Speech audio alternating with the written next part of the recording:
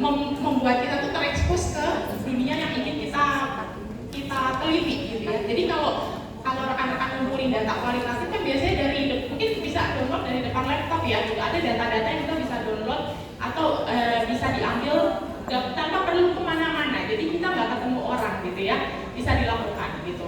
Nah kalau yang kualitatif ini kelebihannya adalah kita tuh lebih paham sebenarnya di lapangan ini isunya apa sih gitu. Jadi beberapa nih kalau saya ketemu sama para praktisi, mereka tuh sebenarnya juga mencari loh. Ada kalau praktisi itu sebenarnya ketemu masalah ya di lapangan gitu. Jadi sebenarnya mereka butuh dibantu juga gitu, butuh dibantu untuk cari solusi gitu. Nah kalau teman-teman kualitatif dan ketemu dengan praktisi gitu ya, itu kan jadi risetnya jadi bisa lebih bermanfaat ya gitu. Karena menjawab nih isunya apa sebenarnya gitu. Karena kadang ada hal-hal yang tadi belum tertulis gitu ya, belum tertulis di review studies gitu sehingga belum tercapture gitu. Nah kalau teman-teman turun ke lapangan dan mengeksplorasi di lapangan itu bisa tahu isunya apa gitu. Jadi bisa mulai dari konteks di lokal ya, mungkin kalau karena teman-teman S1 ada keterbatasan dari sisi waktu gitu ya, waktu, biaya itu bisa dieksplor dari yang di sekitar kita gitu. Karena sebenarnya kalau dalam Islam itu kan orang yang paling bagus itu yang paling kasih manfaat kan gitu. Orang tuh pada akhirnya kan enggak ya oke, kita lulus S1 tapi pada akhirnya apa sih kontribusi kita ke orang sekitar kita, ke tetangga kita gitu ya. Jadi kalau kita bisa melakukan riset yang itu juga bermanfaat kan bisa lebih bagus ya gitu. Jadi nggak cuma kita lulus tapi memang lebih bisa diimplementasikan. Nah keterbatasannya biasanya kalau kualitatif ini memang juga ya biasanya tantangannya kalau ada memang kalau secara mainstream itu lebih banyak orang tuh merasa bahwa tadi tuh karena unsur penelitinya itu sentral gitu ya. Jadi nanti kita akan coba waktu latihan coding itu interpretasinya si A sama si B itu bisa jadi beda gitu. Walaupun ada namanya interorder atau interpreter gitu ya. Kita bisa cek gitu secara umum apakah dia sesuai apa enggak gitu. Tapi salah satu yang biasanya jadi isu atau jadi kritik gitu ya untuk penelitian kualitatif ini dari sisi unsur subjektivitasnya peneliti gitu ya tadi, dan juga dari sisi waktu gitu. Jadi ini menarik juga ternyata ya gitu. Kalau 70 sekian persen mahasiswa S1 lebih tertarik kualitatif karena biasanya yang jadi satu tantangan tersendiri itu di data collection gitu. Untuk ngumpulin data ya gitu kan. Kalau kita tadi kuantitatif kita download aja bisa kapan aja gitu, asal ada jaringan internet mungkin bisa gitu. Tapi kalau kualitatif kan kita mau ketemu orang, misalkan kita mau FGD atau kita mau wawancara, itu kita mesti nanyain kapan bisa. Jadi selain kita fokus ke konten, kita juga mesti ngurusin hal-hal yang teknikal tadi tuh, arrange waktu gitu ya. Kalau dulu pas saya riset tuh di 2 negara, jadi Indonesia sama Singapura. Jadi lumayan effortnya lumayan gitu kalau harus harus ini kan ya pindah-pindah lokasi gitu dan nemuin 30 orang di lokasi yang berbeda. Kalau sekarang mungkin terbantu ada Zoom ya, jadi ada platform online gitu. Kalau informannya, kita sebutnya informannya itu baik hati mau diwawancarain lewat aplikasi online gitu ya. Tapi kalau dulu kan pas zaman saya itu masih harus ketemu hadir langsung gitu. Jadi kita korespondensi dulu gitu ya. Apalagi kalau kita mewawancarain orang yang memang sudah ini ya posisinya cukup tinggi ataupun strategis, jadi agak susah gitu untuk komunikasi gitu. Jadi itu plus minusnya ya. Jadi silakan ketika teman-teman menentukan mau ambil metodologi mana yang sesuai itu pertimbangan juga tadi itu waktu ya, waktunya, cost benefit analisisnya itu bisa diimplementasikan. Nah ini sekilas saya mau share kalau rekan-rekan itu ambil metodologi kualitatif ya, biasanya yang paling mainstream kan case study ya gitu, studi kasus di lembaga A, B, C gitu. Tapi sebenarnya selain case study itu ada juga beberapa yang lain. Saya share yang cukup umum ya gitu. Jadi yang pertama etnografi ini memang lebih banyak biasanya dipakai di sosiologi atau di antropologi gitu ya. Jadi dia mengeksplor di satu budaya tertentu gitu untuk bisa biasanya di explore. Kalau di sosiologi itu kan jadi nantinya bisa jadi satu approach baru gitu ya di etnografi ini gitu. Ini memerlukan waktu yang cukup lama gitu. Jadi mungkin kalau untuk S1 untuk teman-teman yang sedang riset ada ada keterbatasan waktu, ini rada kurang pas ya etnografi. Fenomenologi itu mirip ya, jadi kalau fenomenologi itu biasanya ada fenomena tertentu, penelitinya turun ke lapangan gitu untuk stay di situ ya. Jadi di antara source of datanya itu ada observasinya gitu. Jadi ada observasi gitu.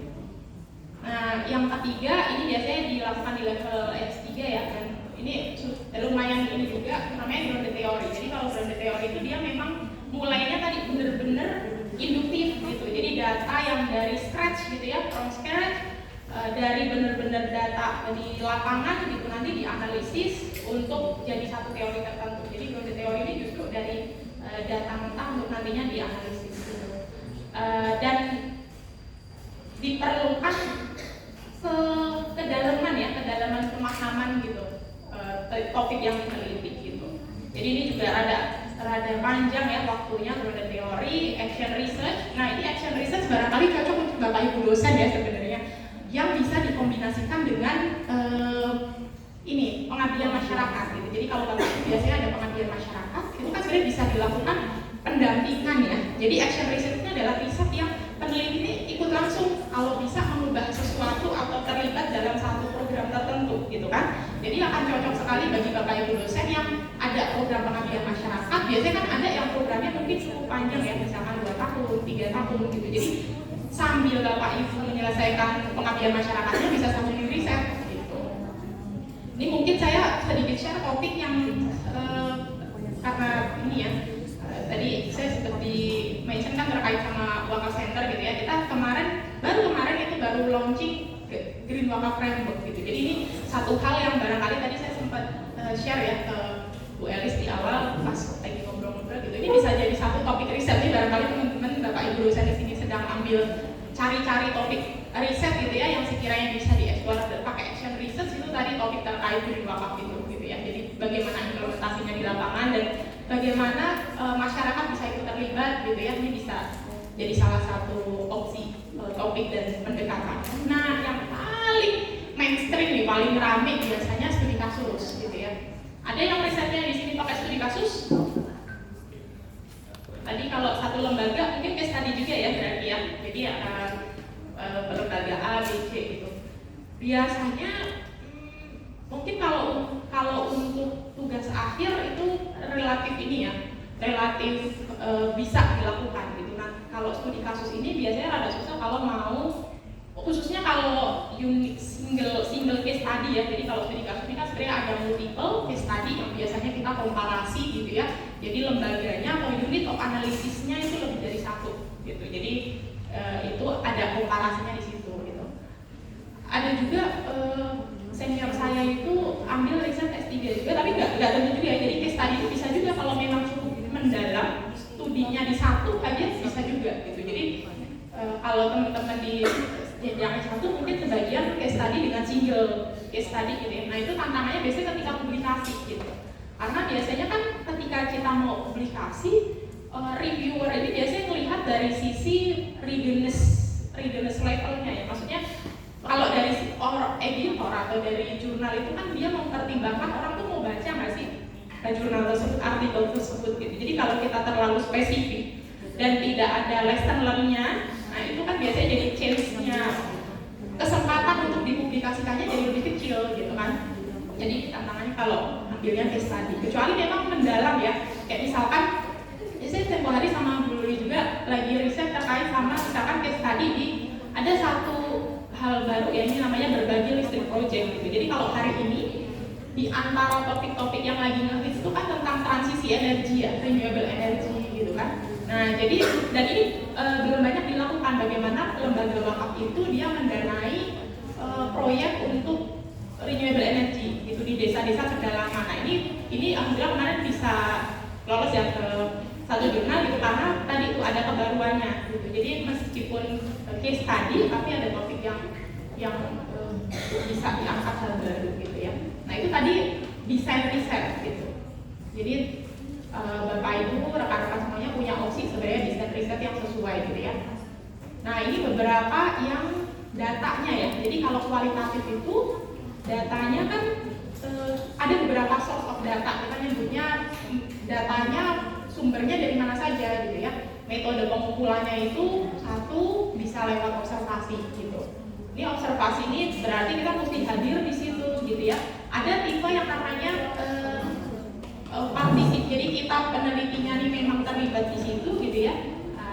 Ada yang memang kita terlibatnya berarti kita memang mengobservasi, kita terlibat juga dalam kegiatannya, atau memang kita sebagai yang melihat gitu. Nah ini biasanya perlu izin khusus ya gitu, dan ini lumayan pengalaman saya dulu lumayan extend untuk bisa dapat izin gitu ya kalau kita misalkan mau mengambil data observasi ini gitu ya, kita mesti izin untuk misalkan stay di situ. Jadi kalau misalkan ada yang ambil riset terkait misalkan budaya organisasi di satu lembaga, itu kan kita mesti dapat izin dari lembaga tersebut barangkali untuk di situ ya, untuk misalkan sebulan 2 bulan gitu. Nah ini barangkali bisa digunakan kalau rekan-rekan magang gitu ya. Jadi kalau misalkan sudah pernah magang di lembaga tersebut terus bisa sekaligus mengumpulkan data, itu akan sangat baik sekali gitu. Jadi bisa hemat waktu lah untuk mengumpulkan datanya, observasi gitu ya.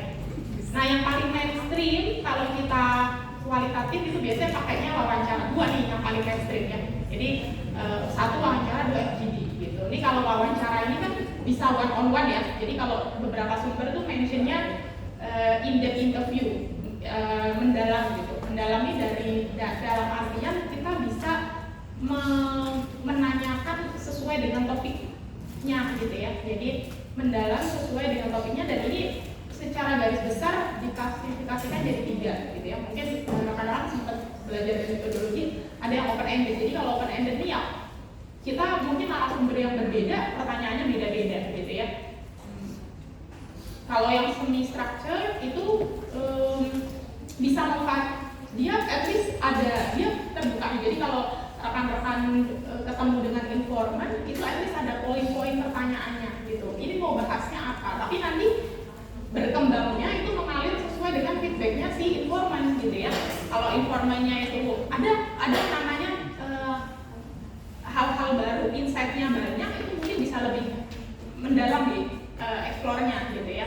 Nah kalau yang close ended ini biasanya beberapa itu dipakai untuk semacam survei juga. Jadi selain kita nanya langsung, diminta untuk nulis gitu ya. Jadi ada pilihannya, nanti bisa dipilih gitu. Ini bisa diolah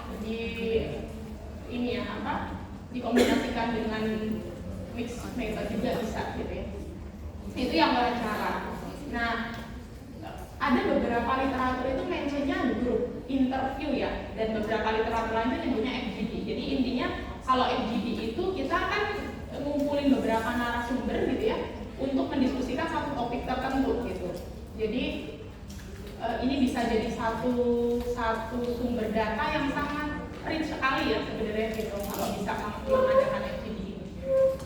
Nah data lain itu selain ini adalah dokumen. Jadi bisa juga ternyata dokumen ini melengkapi ya. Jadi kalau kita riset kualitatif itu ada namanya triangulation of data. Jadi ini yang perlu ya, kalau ini saya sebut keyword-keywordnya, tapi nanti rekan-rekan bisa sambil explore ya gitu. Triangulation of data ini kita perlu memastikan bahwa sumber datanya ini bisa divalidasi gitu. Jadi contohnya gini, kalau kita mewawancarain orang, terus orangnya bilang oke, collection kita atau misalkan mungkin tadi lembaga ini ya filantropi gitu, kita pendistribusiannya bagus kok gitu ya, dilakukan di tahun yang sama gitu. Bagaimana cara kita mengeceknya? Itu triangulasi of datanya, kita bisa download report ya, kalau misalkan ada laporannya benar nggak didistribusikan di tahun yang sama gitu. Jadi biasanya kalau untuk zakat itu kan kalau semakin bagus, semakin cepat didistribusikan semakin bagus ya gitu. Nah benar nggak di dokumennya bahwa oh memang di akhir tahun itu dia saldonya udah nggak ada atau saldonya sudah minimum gitu. Jadi itu sumber ini ya, kita melakukan triangulasi data tadi gitu. Nah jadi dokumen ini bisa juga didapatkan kalau ada yang sifatnya public access. Jadi Bapak Ibu rekan-rekan semuanya bisa mendownload mungkin dari website gitu ya. Atau kalau perusahaannya TJK lebih mudah ya, karena itu aksesibel. Kalau kayak lembaga di jasa keuangan itu kan minimum ada sisanya minimum 5 tahun nih gitu ya. Jadi memungkinkan untuk di-download gitu. Nah kalau yang sifatnya kayak tadi, maksudnya lembaganya ini masih lembaga biasa gitu ya, mungkin harus ngajuin surat. Jadi ini harus ngajuin surat. Saya minta surat dari kampus untuk minta reportnya, karena di reportnya nggak ada di website gitu. Jadi saya minta laporannya untuk berapa tahun berturut-turut, berarti 3 kali 5, 15 tahun gitu ya. Gitu. Jadi itu datanya, kalau kualitatif itu tantangannya adalah kan datanya banyak ya gitu. Nah nanti kita akan belajar itu sebenarnya untuk membantu manajemen datanya gitu, untuk kita analisis. Oke. Terus terkait dengan tadi udah ya pendekatannya, terus data, sumber data, desain riset. Nah sekarang kalau kita mau menganalisis, bayangkan kita sudah dapat data nih, misalkan contohnya yang mudah nanti kita pakai wawancara, katakan sudah berhasil mewawancarai informan gitu ya, udah dapat. Biasanya yang bingung adalah nih di data, habis itu kita apain gitu ya, habis itu kita apain gitu. Jadi kalau dalam kualitatif itu yang pertama kita lakukan sebenarnya ada 2 nih, ada kita tulis verbatim transcription, jadi teman-teman harus mewawancarain, itu benar-benar ditulis word by word, namanya verbatim transcription, jadi ditranskripsi gitu ya. Ada cara manual, jadi memang ya ini text time sih, paling ini satu tahapan yang menurut saya itu menguras tenaga, itu ketika data kualitatif itu adalah ketika transkripsi data itu gitu ya, transkripsi data. Atau opsi lain kalau misalkan ini tergantung pembimbing ya, kalau Bapak Ibu rekan-rekan ini nulis tugas akhir kan pada akhirnya saran dari pembimbing itu juga ini ya, apakah pembimbing itu tipe yang mau detail, jadi yang verbatim harus verbatim word by word gitu ya, atau yang cukup poin-poinnya gitu, poin-poinnya gitu. Jadi ini akan memungkinkan kalau pakainya tematik, analisis tematis gitu ya, jadi analisis tematik gitu. Jadi bisa ditulis pakainya matrix gitu ya, misalkan dalam satu Excel, terus nanti di poin-poin dari setiap narasumber itu apa poin yang sama, poin yang beda, jadi itu bisa dirangkum gitu ya. Nah, yang perlu diperhatikan ketika kita menganalisis itu jangan tunggu sampai akhir ya. Ini rata-rata kalau teman-teman ngumpulin data, misalkan ada 5 narasumber atau 7 narasumber gitu ya. Jangan tunggu setelah 7-nya selesai baru mulai dibuka gitu ya. Kan kalau di kuantitatif biasanya kita harus kumpulin dulu ya. Ini bedanya nih, kalau di kuantitatif kita kumpulin dulu baru data lengkap kita bisa analisis gitu. Karena ketika datanya belum lengkap gitu ya, nanti kan berpengaruh ke hasil ya gitu. Nah kalau di kualitatif justru kita mulai harus lakukan transkripsi itu sambil ongoing gitu. Jadi ketika sambil nunggu jadwal wawancara yang lain atau jadwal FGD lain atau ngumpulin data tadi ya, dokumen gitu ya, itu sambil dicicil gitu. Jadi dicicil untuk dibaca berulang nih. Kalau riset kualitatifnya emang mesti mau telaten ya gitu. Jadi baca berulang. Kalau nanti kita udah pakai Atlasti bisa langsung go through di Atlastinya gitu, bisa kita baca berulang transkripsinya gitu. Dan ada ini keywordnya namanya iteratif. Iteratif nih bolak-balik gitu ya. Jadi khususnya kalau untuk riset di jenjang S2, S3 ya, S3 khususnya itu kan harus ada teorinya yang berhubungan. Jadi ketika ini kalau saya riset dulu terkait dengan legitimasi organisasi gitu. Itu ada teorinya tuh, organizational legitimacy theory gitu. Nah, bagaimana data yang kita ambil itu dihubungkan sama teorinya untuk konteks bakal. Jadi ada proses bolak-baliknya tadi itu. Nanti saya akan coba share ya coding history-nya saya gitu, yang bagaimana pada akhirnya tuh dapat tema itu gitu ya. Nanti dari masing-masing code itu terus dapat tema itu gimana caranya.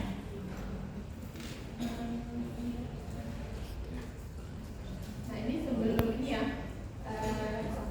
saya di poin ini mungkin mau kasih highlight sekali lagi bahwa nanti kita akan belajar Atlasti, tapi bukan berarti Atlasti itu melakukan analisis untuk kita gitu ya.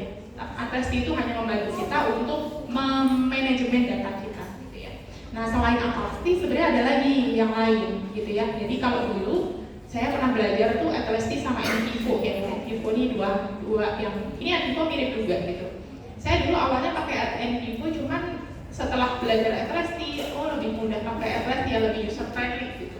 Nah selain ini sebenarnya Atlasti, NVivo itu salah satu kalau bahasanya tuh ini ya, CAQ ini Computer Assisted Qualitative Data Analysis gitu.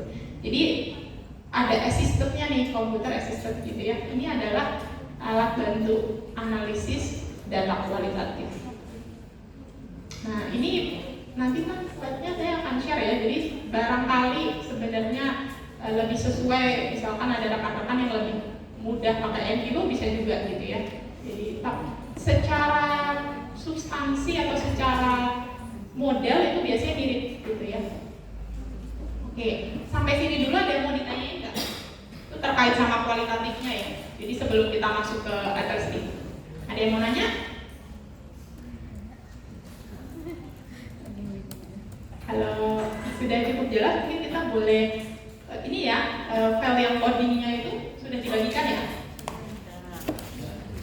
Oke, nah coding itu apa sebenarnya? Jadi saya buka.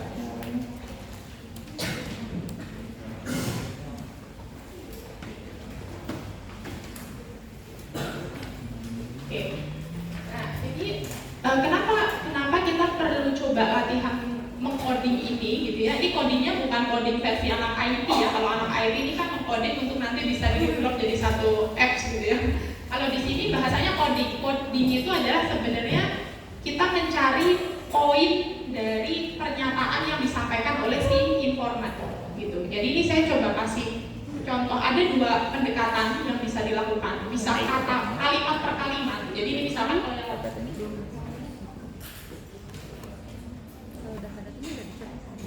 datanya ada di grup? Udah ada.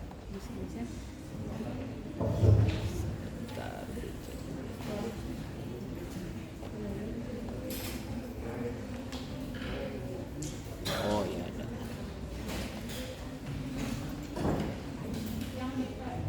Yang di file ini ya, file yang satu lembar itu, nah udah pegang masing-masing ya. Jadi yang latihan satu itu sebenarnya adalah kita coba analisis kata per kata. Jadi itu adalah hasil sebagian ketika saya ambil data ya. Jadi itu wawancara terus hasil transkripsi gitu kan. Nah jadi kalau yang latihan satu itu dari kalimat itu, ini kalau di pendekatan kita kualitatif kan kita mesti tahu saya poinnya apa sih gitu. Orang informan itu ngomongin misalkan bisa satu kalimat dua kalimat itu poinnya apa gitu. Itu yang namanya coding. Jadi coding ini sebenarnya bisa bentuk kata atau frase ya. Jadi bisa 2-3 kata gitu untuk menggambarkan summary atau poin dari yang disampaikan oleh narasumber gitu. Jadi yang latihan satu itu boleh dicoba ya, rekan-rekan bisa coba. Kalau baca kalimat itu poinnya apa sih gitu, bisa ditulis di yang kotak sampingnya. Nah kalau yang latihan 2 itu kalau pendekatannya paragraf ya gitu. Jadi satu enggak kata per kata tapi lebih global, poinnya apa? Ini. Boleh diisi ya. Jadi nanti kita coba bahas.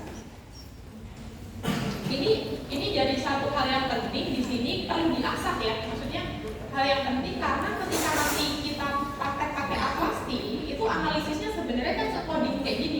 Cuma instead of manual. Jadi kalau zaman dulu, saya pas kuliah itu sempat sit-in di satu Prof. Ismail itu beliau bilang ketika beliau dulu S3 karena masih tampil belum ada Atlasti gitu ya. Jadi datanya ini ditulis manual gitu, data yang sudah di coding manual, ini yang kotak-kotak ini digunting gitu ya, terus nanti ada namanya hierarchical coding, nanti saya kasih tunjuk contohnya gitu, tapi manual ini jadi harus ditulis terus dia ini memang belum ada alat bantu gitu. Nah, nanti kita coba akan pindahkan dari yang latihan ini ke Atlastinya gitu. Jadi rekan-rekan boleh coba dulu ya pakai codingnya itu. Oh.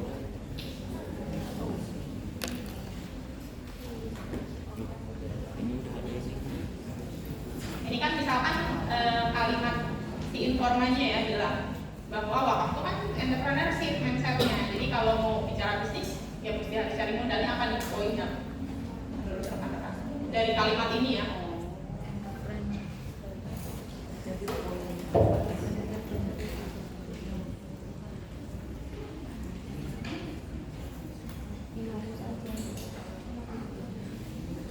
Ini aku kerjain di laptop aja.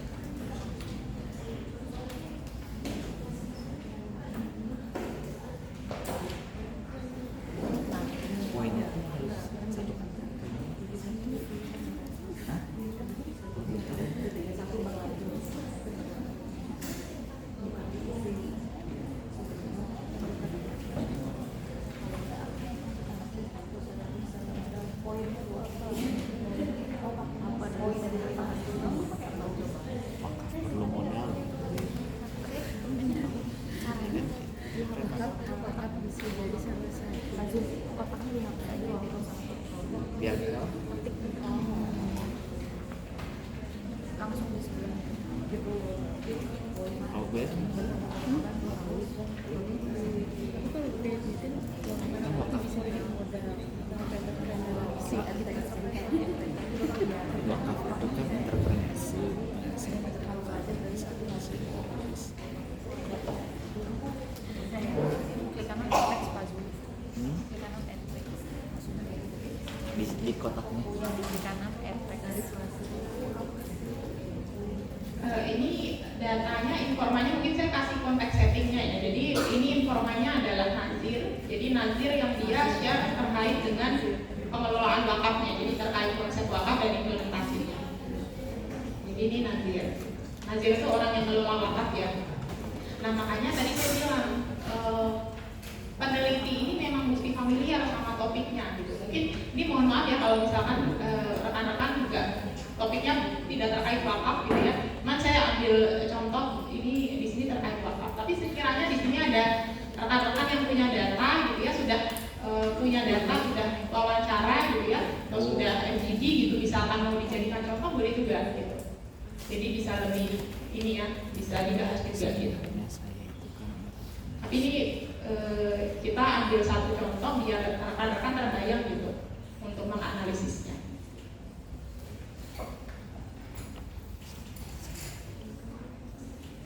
Kan biasanya kalau di tugas akhir itu yang saya temukan itu biasanya kalau kualitatif analisisnya deskriptif aja gitu kan. Nah deskriptif itu sebenarnya ya nggak apa-apa juga pakai deskriptif gitu ya. Kalau poin-poinnya itu ada codingnya itu kan secara urutan itu bisa lebih dipertanggungjawabkan ya gitu. Jadi nggak yang sama sekali nggak ada dasar gitu.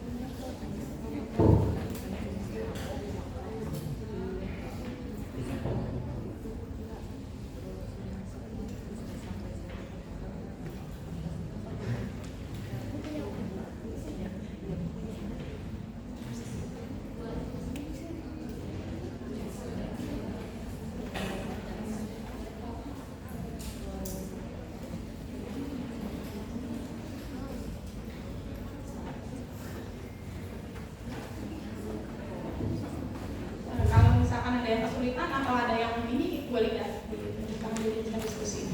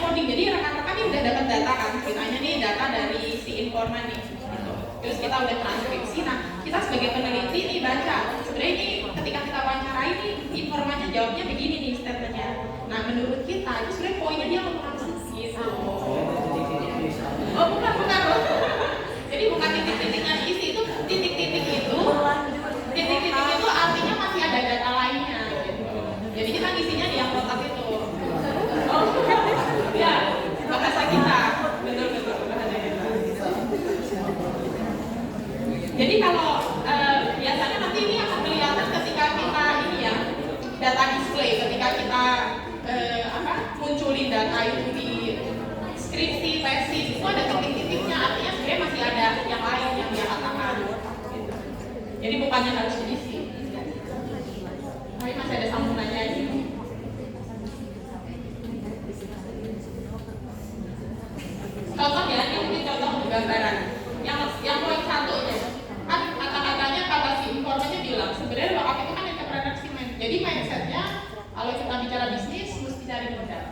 ada yang udah ini ngisi, ini apa poinnya? Entrepreneurship bisa jadi solusi. Iya, jadi ya mindset entrepreneurship dalam wakaf gitu ya. Jadi poinnya itu gitu. Ya kan, kebayang ya gitu maksudnya itu codingnya nih. Yang dia ngomongin wakaf itu kan entrepreneurship gitu. Jadi mindsetnya kalau kita mau bisnis kan harus cari modal. Jadi key points-nya terkait bahwa wakaf itu ada aspek entrepreneurship ya. Jadi aspek entrepreneurship dalam wakaf, dalam pengelolaan wakaf.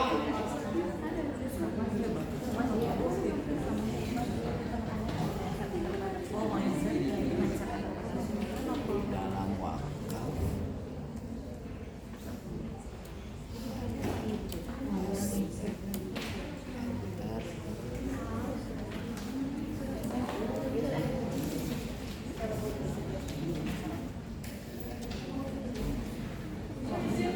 Ya, Kalau begitu, atrasi ini sangat besar dipengaruhi oleh orang yang data ini ya. betul. Ada. Betul. Jadi ada interpretasinya ya, namanya interpretasi si peneliti gitu. Nah makanya biasanya kalau kita kualitatif itu ada intercoder ya. At least kalau ini grup ya khususnya kalau misalkan dia penelitian berkelompok itu biasanya ada semacam cara mengevaluasinya bahwa ini misalkan nih nanti si A, si B mungkin secara kata-kata exactly-nya itu beda gitu. Tapi poinnya sama nih bahas tentang entrepreneurship gitu. Jadi ada Kalau begitu, posisi objektivitas atau apa ya, karena dipengaruhi oleh prestasi dari peneliti. Seberapa besar objektivitas hasil penelitiannya dengan menggunakan subjek atrasi. Oh iya. Jadi ini tadi yang salah satu kekurangannya atau tantangannya tuh kalau kita kualitatif memang dari sisi objektivitasnya ya. Tadi kan saya mentionnya subjektivitas gitu. Karena background dari peneliti ini akan sangat berpengaruh gitu. Nah, atrasi ini sebenarnya membantu kita untuk mendokumentasikan ya. Jadi kalau dulu pas saya nge-coding itu saya nge-coding nggak cuma sekali, lebih dari 3 kali gitu. Jadi itu untuk melihat konsistensi dari kita melakukan coding gitu. Jadi atrasi ini, jadi kan kalau kita pakai atrasi, kita simpan datanya ya, codingnya ini apa. Nanti ketika kita lakukan di lain waktu, kita masih camp up dengan coding yang sama nggak? Gitu. Jadi itu salah satu cara atrasi membantu kita untuk memverifikasi atau memvalidasi coding kita. Tapi memang tadi, itu kan tantangannya di kualitatif ya, bahwa ada unsur penelitian tadi, gitu. Ada unsur subjektivitasnya tadi. Gitu.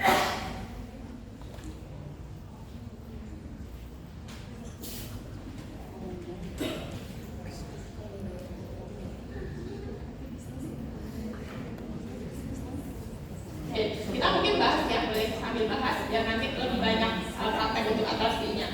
Yang kedua tuh kalimat bahwa sampai saya dapat modal, apa yang akan melakukan? Pasti kan saya berpikir kreatif dong. Apa? Poinnya apa? Strategi. Ya, inovatif ya. Nah, jadi keyword ini ya. Jadi teman-teman mungkin punya kata yang rada beda tapi sama nih ngomongin tentang inovasi atau kalau mau isi boleh nggak kita ambil kata yang ada di situ? Boleh juga. Jadi berpikir kreatif boleh. Jadi coding itu bisa muncul kata baru gitu ya, summary dari satu kalimat, atau boleh juga kata yang ada di situ. Jadi kalau di situ kan poinnya terkait sama berpikir kreatif gitu.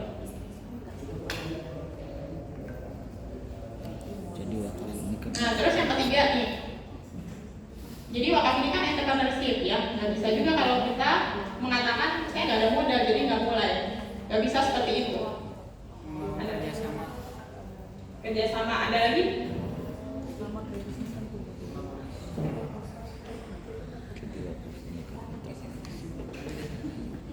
Bisa dicari solusi ya. Jadi ini kan nggak bisa modal, nggak ada modal. Jadi isunya kalau di wakaf itu kan biasanya nggak ada modalnya sehingga nggak bisa ngembangin aset wakaf gitu. Nah ini informanya nih cerita bahwa yang pertama mesti ada mindset entrepreneurship gitu. Kalau orang entrepreneurship, mindset entrepreneurship itu kan dia mesti kreatif gitu. Dia kreatif dan dia mesti cari cara out of the box gitu. Jadi mesti cari cara gitu. Cari cara. Jadi misalkan konteksnya lagi nggak ada modal kan jadi nggak bisa nunggu dong gitu. Jadi mesti cari jalan keluar gitu. Jadi cari jalan keluar boleh. Atau ada yang punya pandangan lain?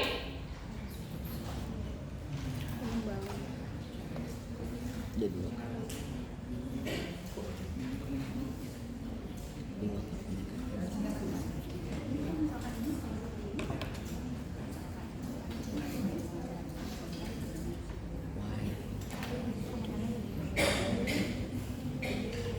Ini yang selanjutnya ya, yang terkait bisnis pun nggak terlalu ada modal di depan. Jadi bisnis, perspektifnya bisnis gitu. Ada yang udah ini dapat kodenya apa?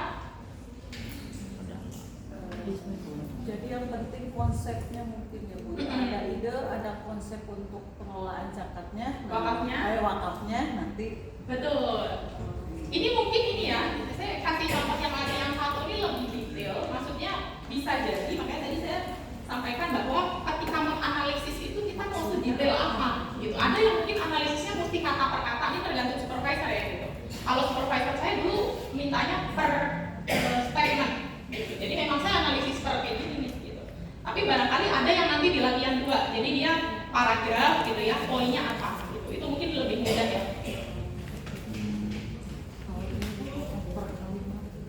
Kalau ini per kalimat, nah kebayang nggak tuh kalau ya Ibu? Kalau melihat di latihan ini kita hanya tahu jawabannya gitu ya. Iya. Sehingga kita agak bingung ya masukkan ke kode. Nah itu akan agak tercerahkan kalau kita mengetahui pedoman pertanyaan atau pertanyaannya. Nah iya. Ya jawabannya dari informan tadi kita akan mudah melihat ini arahnya. Oh betul. Iya. Betul. Jadi makanya ya perlu ada tadi ya dari sisi penelitinya nih paham. Tadi ini saya kasih contohnya dengan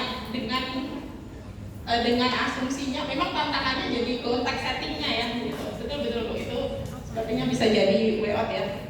Mesti dapat poin pertanyaannya. Ini kalau saya share poin pertanyaannya adalah sebenarnya konsepnya wakaf, bagaimana kita mengembangkan aset wakaf. Jadi pertanyaannya adalah bagaimana sih kita bisa mengembangkan aset wakaf gitu. Nah ini si informannya bilang bahwa tadi ya terkait mindset, terus dia bilang bahwa ini berarti kan dari sisi inovasi ya, boleh nggak codingnya ini berulang? Boleh gitu. Jadi coding yang di sini bisa jadi kalau poinnya sama ya, menurut kita sama, ini kita bisa tulis yang sama gitu.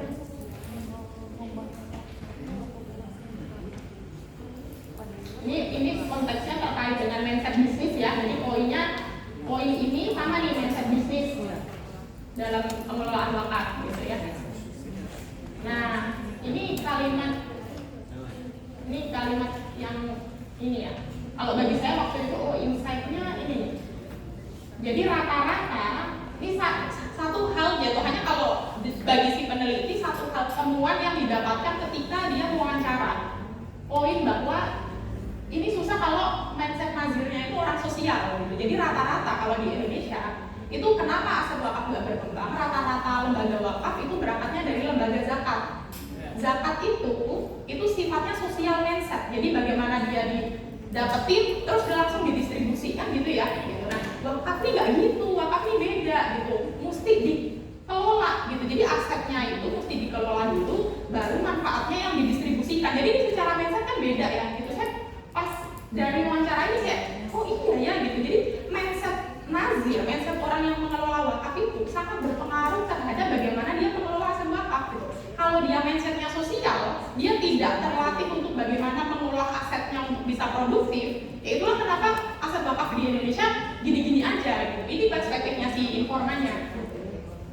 Nah terus dia bilang, jadi mindset sosial nih gitu. Oh iya ya, berarti di sini bisa dibilang poinnya adalah tantangan ataupun mindset sosial gitu ya.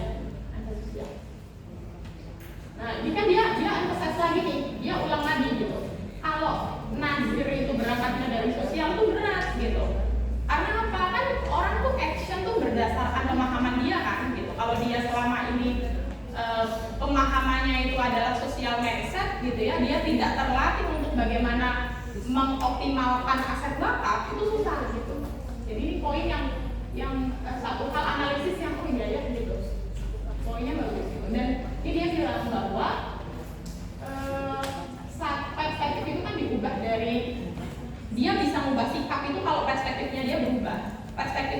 berubah kalau dia dapat ilmu gitu. Nah ini kan bisa, oh iya ya, jadi memang persepsi ini matter sih gitu. Jadi pentingnya pemahaman, pentingnya persepsi gitu ya. Terus yang ini terkait dengan dia bilang ya, jadi SDM-nya, jadi quotes yang kita bisa taruh di sini nih, oh SDM-nya, SDM dalam pengelolaan aset wakaf gitu. Jadi beberapa poinnya kalau kita bisa simpulkan nih dari atas sampai bawah di sini itu adalah, ini kan pertanyaannya adalah kenapa sih, bagaimana bisa mengoptimalkan aset wakaf gitu ya, kenapa aset wakaf di Indonesia ini belum banyak berkembang gitu ya. Makanya bilang bahwa tadi tuh yang pertama yang diperlukan adalah mindset bisnis gitu ya, entrepreneurship-nya, ada skill of dia melakukan bisnis, dia punya mindset bisnis, dan isu utamanya itu adalah terkait tadi tuh mindset sosial gitu. Makanya SDM-nya harus diubah. Nah ini kan kita bisa mengeksplor dari wawancara ya gitu, bahwa oh ternyata poinnya adalah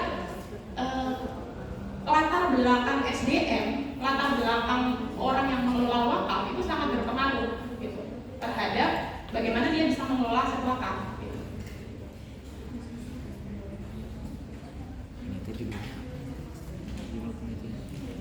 Nah ini di latihan dua tadi sebenarnya kan satu respon ya, dari satu pertanyaan, dua pertanyaan direspon. Kalau yang coding latihan dua ini dari per narasumber, saya gabungan ini 3 narasumber yang berbeda terkait dengan isu di bidang perwakapan gitu kan. Nah ini yang tadi nih, kalau kita mau tulis di sini yang di latihan dua ini berarti adalah isu tadi ya, mindset bisnis. Jadi perlunya mindset bisnis dalam mengelola aset wakaf gitu. Ini itu cukup untuk jadi satu quotes ya, urgensi mindset bisnis dalam pengelolaan aset wakaf. Urgensi dalam pengelolaan aset.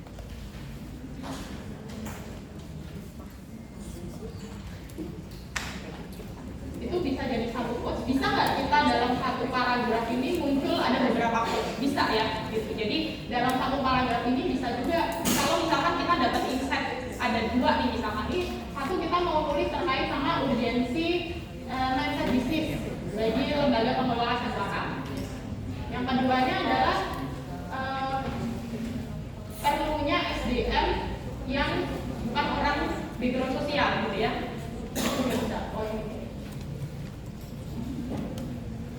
Jadi poinnya adalah kita boleh dapat coding atau summary atau insight dari sini kan katakanlah dari satu data gitu ya, poinnya boleh lebih dari satu.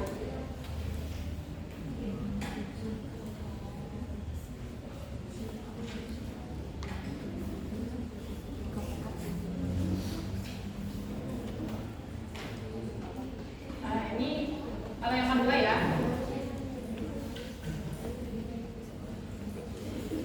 ini dengan pertanyaan yang sama nih gitu. Isunya apa sih kalau di bidang perwakafan ini gitu ya? Dia nge-highlight kalau ini kan tadi terkait dengan latar belakang praktisinya ya, latar belakang dari nazirnya. Kalau ini, informan ini bilang isunya adalah belum terorganisirnya nazir yang ada di Indonesia gitu ya. Jadi ini nazir-nazir ini tidak diorganize gitu, mereka jalan sendiri-sendiri gitu. Baru di periode itu ada namanya forum wakaf. Jadi poin yang kita bisa dapatkan di sini itu dari informan ini adalah insight bahwa oh kita baru dapet ya, kita tahu ya kalau ternyata kita jadi tahu nih bahwa nazir ini belum terorganisirnya nazir dalam mengelola aset wakaf.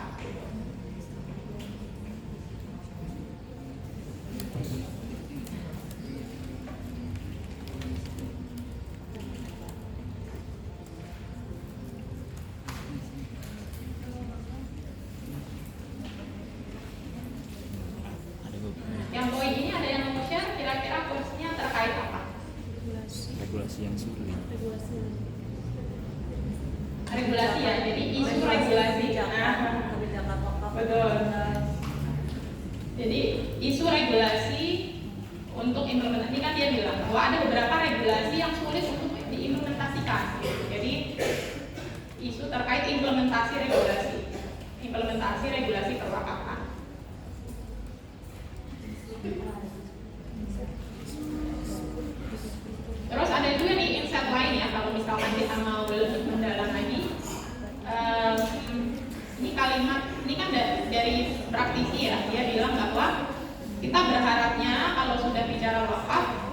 komisionernya itu lebih paham best practice gitu. Jadi kalau di ekosistem perwakafan itu kan ada otoritas wakaf ya, ada otoritas wakafnya gitu. Nah, praktisi ini berharap bahwa komisionernya itu bisa lebih paham di lapangan seperti apa gitu ya. Jadi ini juga perlu juga nih kompetensi dari komisioner gitu. Ini bisa jadi insight. Nah, makanya sekali lagi keterlibatan ataupun pemahaman dari peneliti ini jadi sangat ini ya diperlukan sekali gitu, karena analisis ini akan jadi analitik ini.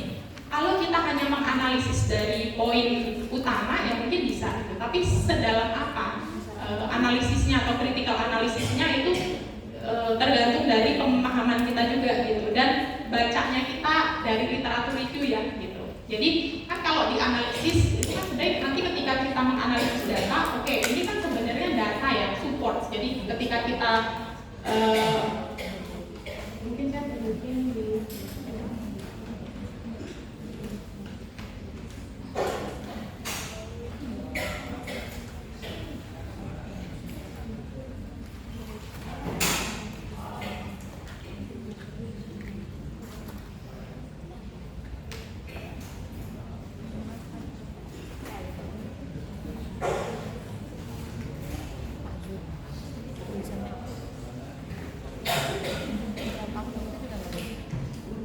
aku baca.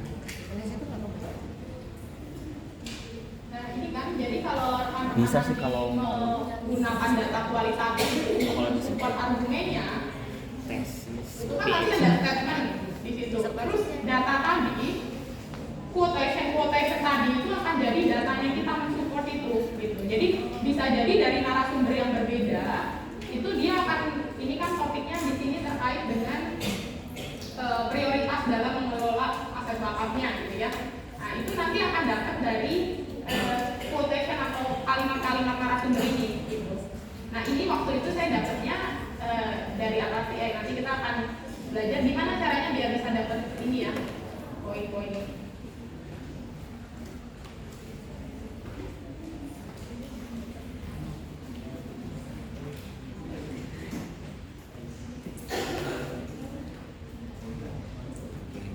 Ini contoh, ini saya kasih contoh ini ya apa tadi support datanya. Jadi kalau data ini data dari wawancara disupport dengan data dokumennya gitu ya. terus pada Jadi ada kalimatnya, ada data budgetnya daripada kebutuhannya gitu. Bansos itu.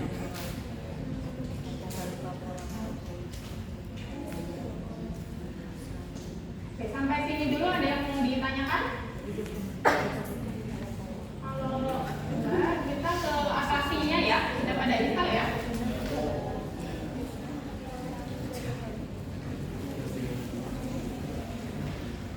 Jadi Atlasti ini dia ada versi trialnya. Versi trial ini maksimum bisa sampai 10 dokumen. Jadi bisa sampai 10 dokumen.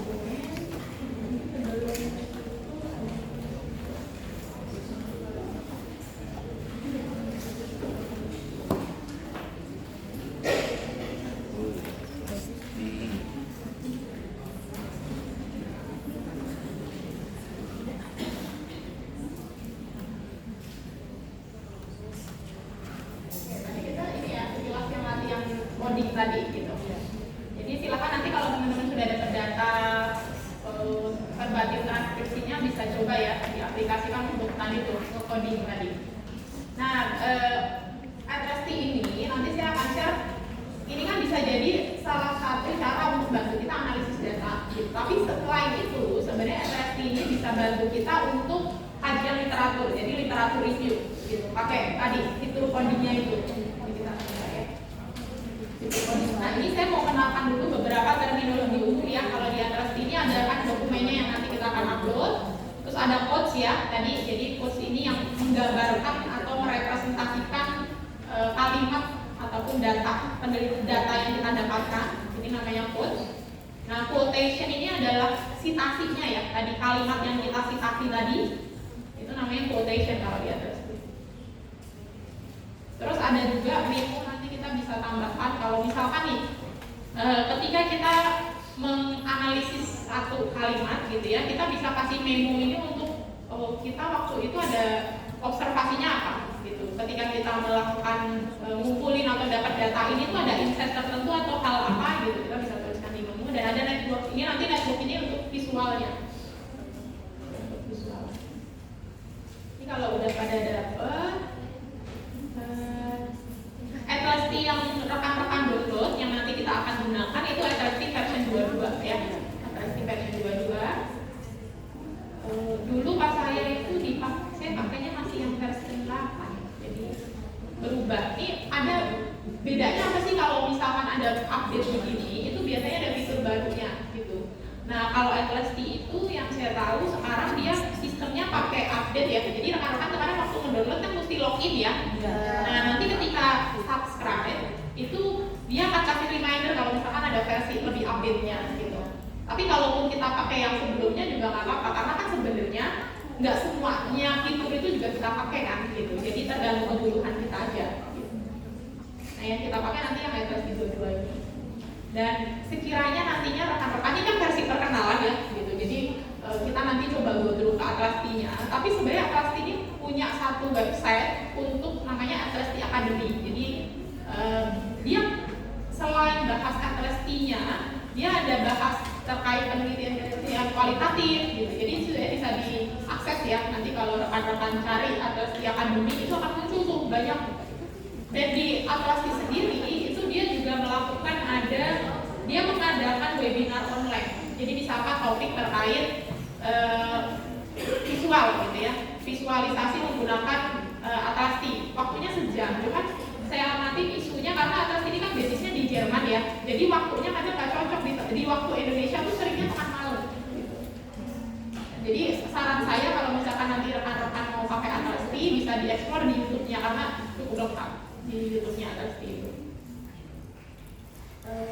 Ini beberapa dokumen ya. Jadi kalau nanti kita masukin data di Atlasty, boleh nggak gambar, video itu bisa juga ya. Jadi nggak harus teks. Oke, kita masuk ke Atlasty ya.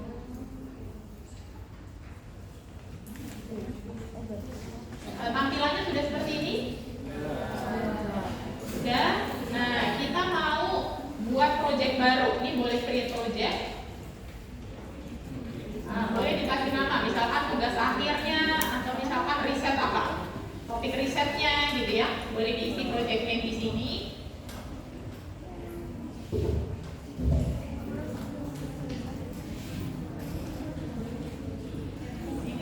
Ini di komen di sini tuh kita bisa kasih keterangan ya. Jadi misalkan, tapi ini sifatnya tentatif, jadi boleh diisi boleh enggak. Dari komen di sini misalkan ini data dikumpulkan kapan gitu ya. Jadi misalkan dikumpulkan tanggal berapa dengan informan siapa itu boleh. Atau misalkan ini tugas akhir atau riset yang didanai oleh apa gitu boleh. Jadi ada kita bisa report. Mungkin kalau riset atau proyek kita 1-2 ini ya kayaknya belum begitu. Tapi kalau proyek kita banyak kan mungkin kita perlu ini ya background. Nah kita bisa langsung create.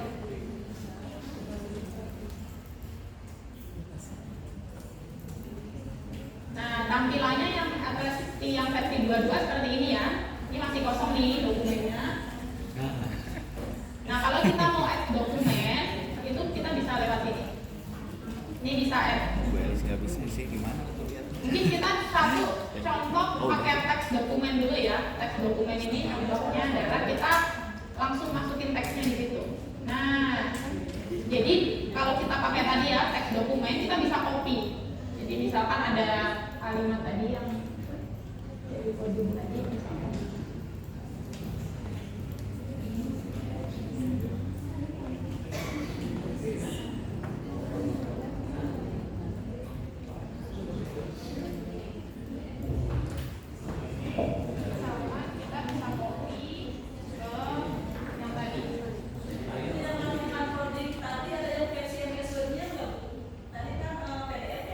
Ya. Oh, versi Word-nya ada. Cuma sebenarnya dari PDF, saya memang itu sengaja kasih PDF biar nanti kita bisa pakai ini apa? PDF-nya. Kita coba kalau dia dari PDF itu di copy ke sini. Jadi bisa bisa dapat versi Word-nya juga gitu. Jadi rekan-rekan misalkan dari yang sini, ini bisa di copy ya, bisa di copy ke sini bisa juga. Nah, bisa di copy itu. Jadi dokumen ini kita bisa copy di sini nih. Pilihan. Yang belum.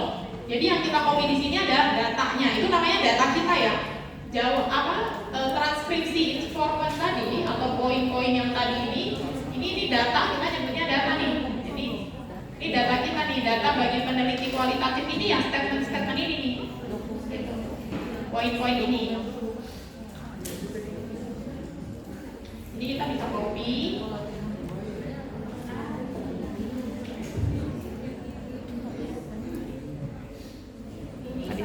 Ini saya kasih contoh copy ke dalam satu file yang sama ya. Tapi bisa juga kita copy di file yang lain. Add dokumen terus.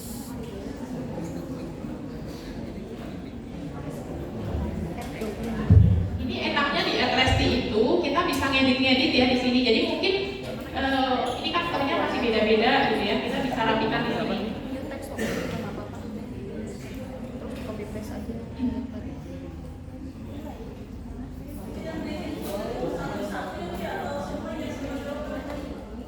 Yang di kalimat ini aja, yang di lagi yang dua itu lebih mudah tuh ngopinya.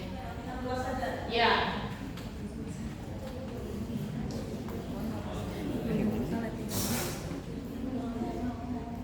Ini add dokumen. Di copy. Oh, iya. Di Text copy paste text. kita kembali. Add text. Add dokumen. New text dokumen. New text. Ya, kalau teks dokumen ini kita bisa edit-edit di Atrasti-nya ya. Gitu. Jadi bisa versinya adalah ketika Bapak Ibu rekan-rekan itu punya transkripsi bisa di copy ke sini. Nanti saya mau kasih tahu cara yang lain kita bisa upload dokumennya juga.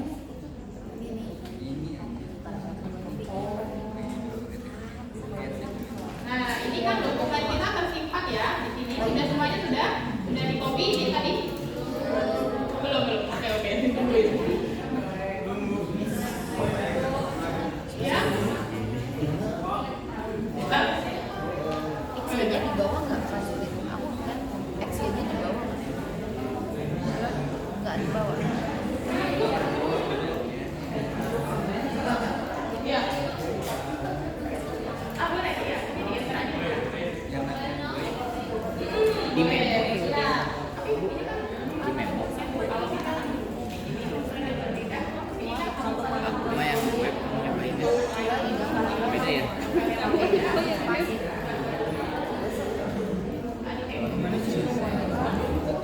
Yang bu mana?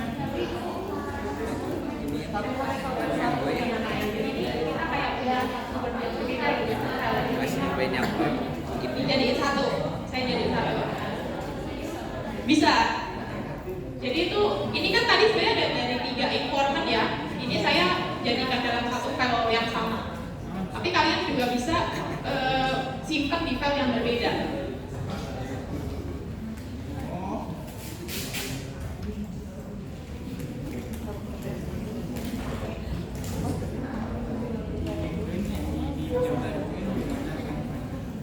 Sudah di save ya.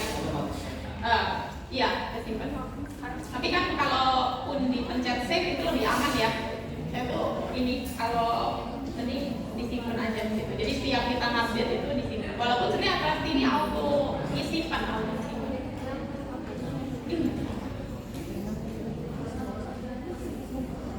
Kalau misalkan kita mau nambah lagi bisa di sini ya. Jadi ini bayangin aja sama kayak kita punya Word file 1, file 2 gitu ya. Jadi kita bisa punya file yang di sini bisa beberapa. Ya ini satu step untuk nyimpan dokumen ya. Kita bisa copy paste dari data kita.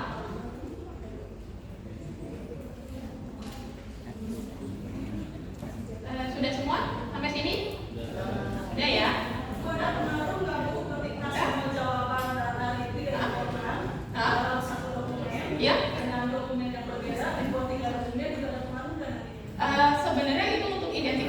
Jadi kalau untuk pengaruh ke analisis enggak, tapi itu akan memudahkan tergantung si penelitinya gitu. Dia mau pakai yang file berbeda apa sama, karena itu sebenarnya nanti akan jadi identifier ketika kita nanti nge-coding dia dari sumber data yang sama apa beda gitu. Jadi saran saya sih kalau narasumbernya beda-beda itu bisa dalam dokumen yang berbeda. Jadi kita tahu, oh kalau dokumen satu ini kan dia nyimpen nih, ini dia kasih nama D1 ini dokumen 1. Dokumen 1 ini kalau misalkan mau disimpan per narasumber ya berarti narasumber A gitu, narasumber B, nanti narasumber 2 kita simpan dokumen lain. Atau yang kalau di versi saya ini kan saya simpan dalam satu file ya, ini dari data wawancara. Jadi tergantung si nanti dia mau mengidentifikasi nih dokumen ini nih merepresentasikan apa, per informan atau per sumber data gitu. Tapi itu tidak berpengaruh ke analisis ya gitu. Jadi lebih ke identifikasi kita atas data ini. Nah, contoh cara lain kalau kita mau menambah data itu kita bisa add file ya. Ini kan kita udah punya satu data nih, kita mau add file gitu. Cari filenya, kita mau add file yang mana? Misalkan ini ya, simpan.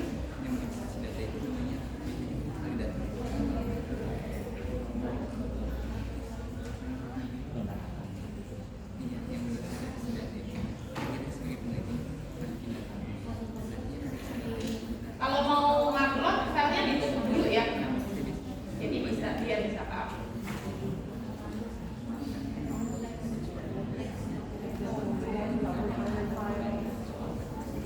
Nah ini si Akresti-nya langsung kasih kode ya. Oh ini dokumen 2 nih yang saya tadi pakai upload. Emang biasanya di Add dokumen, add file. validannya kita kan nyari data terus dicek betul betul benar enggak kan ya?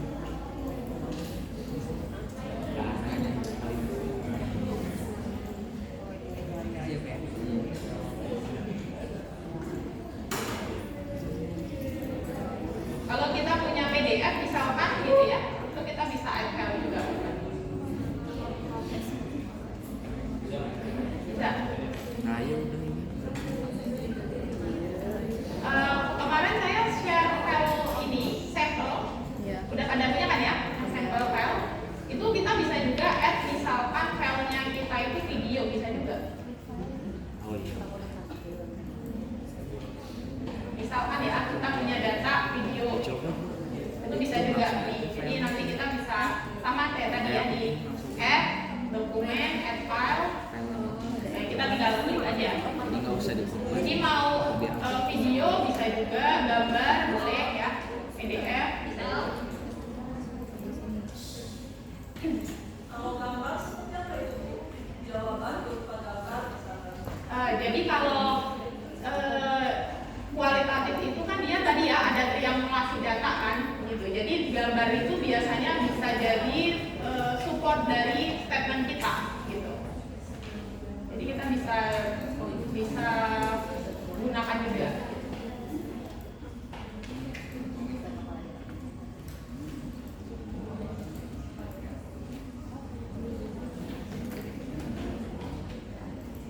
Udah pada bisa upload yang video?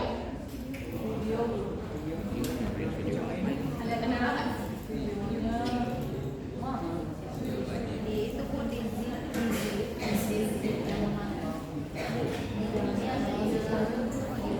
Kendala ya?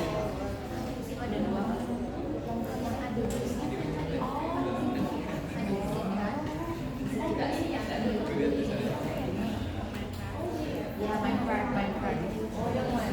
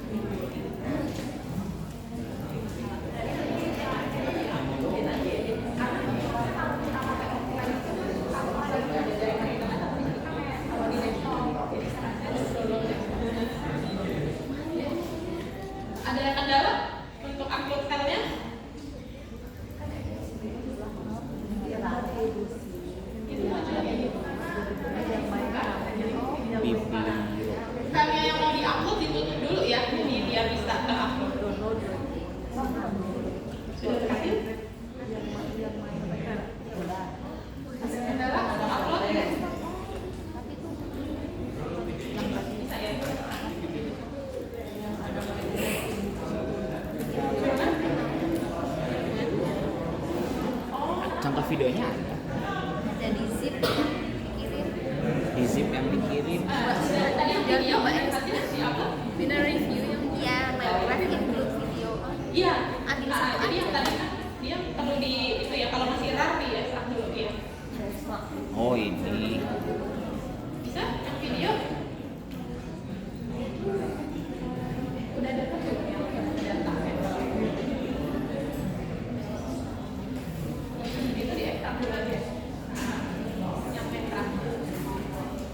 Kalau yang ada videonya tuh yang judulnya ada Minecraft-nya ya. Jadi ini sampel data ini bisa di-download juga dari websitenya Atlasti. Jadi di websitenya Atlasti itu ada beberapa data sampel yang kita bisa download. Ya, kayak gini.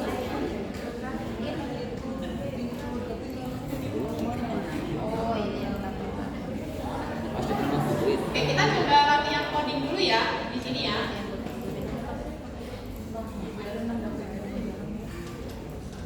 Cara kita mau mengcoding itu kita bisa drag ya. Kita blok, terus bisa diklik kanan. Kanan betul ya. Ya. Di bloknya sesuai dengan yang kita mau analisis. Jadi kita mau menganalisis segini, katakanlah mau segini nih. Ya berarti di blok segini. Boleh di zoom. Boleh satu paragraf. Ada beberapa cara untuk mengcode. Yang pertama di blok, terus klik kanan, code in vivo. Jadi ini langsung muncul nih codingnya di sini. Dia kalau kita nggak rename, ini kalimat yang awal ya, kita bisa rename di sini. Jadi misalkan code-nya terkait urgensi entrepreneurship ya. In vivo. Oh iya.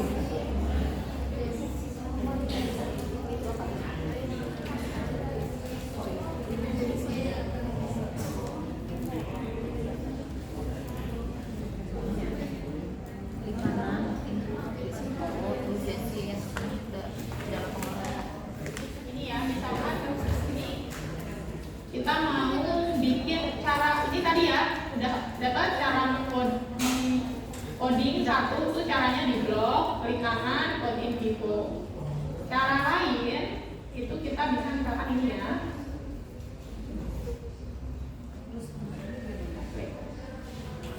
Ini kalau kita baru mengcoding pertama kali, itu kan kita mesti nulis ya. Kalau yang sudah kita bisa masukkan misalkan di sini apply. Jadi kalau ini udah ada satu code ya, kita mau bikin code misalkan ini saya kasih contoh dulu bikin code baru.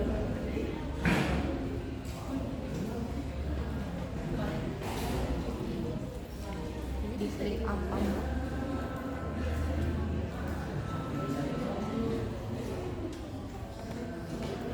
Klik coding. Ini ya, jadi misalkan kita mau ini blok aja. Ini misalkan mau di blok, saya mau masukkan ini ke apply code.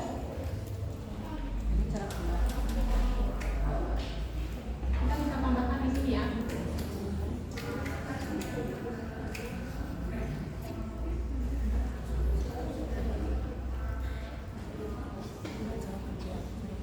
Klik kanan, coding.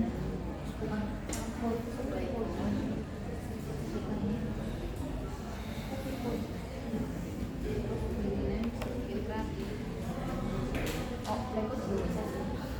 Sama aja Lego juga bisa.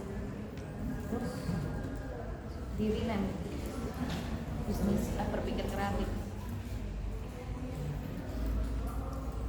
Jadi kalau kita sudah punya code-nya, kita bisa gunakan code yang sama ya. Oh, ini kan kalau yang sudah ini kreatif. Kalau misalkan salah nih gitu, kita mau hapus, bisa delete ya di sini ya. Jadi misalkan ada quotes-nya, oh ini double quotes-nya, kita mau delete, ini tinggal yang di sini. Ini quotes kita nih, quotation sama quotes kita. Ini quotes kita di sini. kita bisa delete, hapus. Misalkan oh ini double nih, kita bisa hapus. Gitu.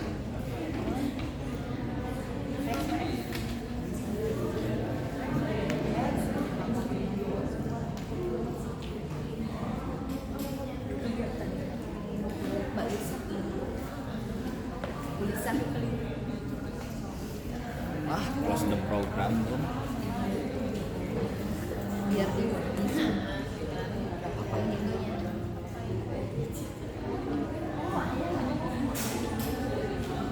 Tadi satu cara kita klik kanan, cara lain kita blok lewat sini bisa juga ya. Jadi kalau rekan-rekan bukan info itu bisa juga di sini ada pilihannya. Jadi Atlas ini enaknya kadang kita bisa melakukan satu hal dengan lewat beberapa cara.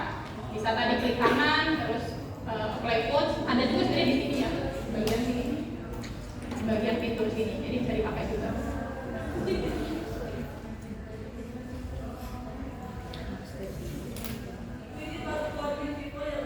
Iya. Boleh code info, boleh juga di apply code ya. Jadi sesuai kebutuhan. Yang apply code itu yang code yang sudah ada. Code-nya sudah ada, di misalkan kita ini sudah ada kan? Ini sudah ada, kita bisa tambahkan. Jadi kita pakai code yang sudah ada. Kan bisa jadi ya, selama kita buat dokumen itu kan ada hal yang itu maksudnya udah code yang sebelumnya udah ada gitu kan. Jadi bisa jadi kalimat ini itu menguatkan code yang sebelumnya, jadi kita bisa apply code. Nggak harus setiap kalimat itu code baru ya gitu. Kayak tadi saya bilang bisa loh code-nya itu berulang gitu. Ulang itu caranya tadinya apply. Di blog bisa di sini ya, ada caranya bisa pakai di sini, misalkan apply code, terus diklik code-nya yang mana, ditambah. Ini ke koordinat aja. Nah kan,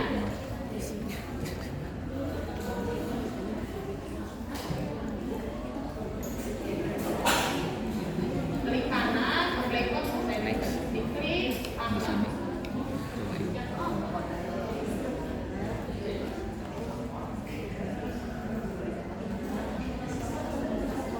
Bisa di Zoom nggak? Sama dia. Bu Lisa. Ya. Bisa. Ya.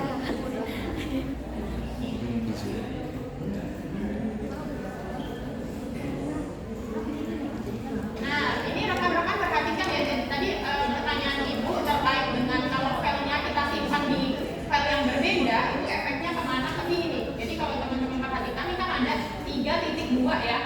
3 ini adalah nomor dokumennya. Jadi kalau kita perhatikan di sini, misalkan, ini tadi dia nyebutnya 1. Ini. Jadi kalau ditanya misalkan itu apa artinya gitu ya, ini artinya nomor dokumennya gitu. Makanya tadi kita mesti tentukan dulu dokumen itu mewakili apa, per informant atau per kategori sumber data, kita perlu tahu gitu. Nanti efeknya ke sini.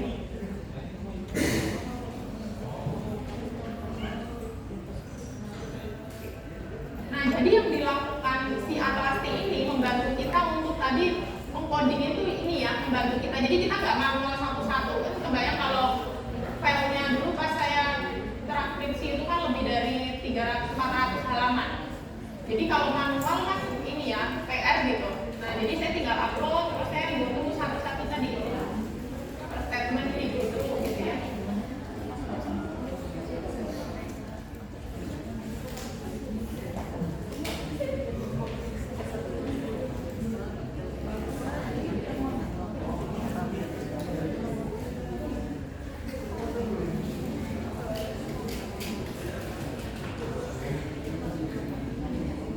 Bisa ya, yang untuk mengcoding tadi ya. Sebenarnya tools utamanya tuh tadi penggunaan utama Atlas T-nya tuh terkait sama coding tadi tuh ya, coding tadi.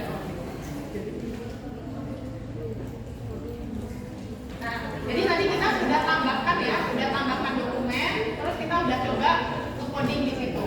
Nah, saya mau kasih tunjuk kalau kita pakai data yang sudah ada.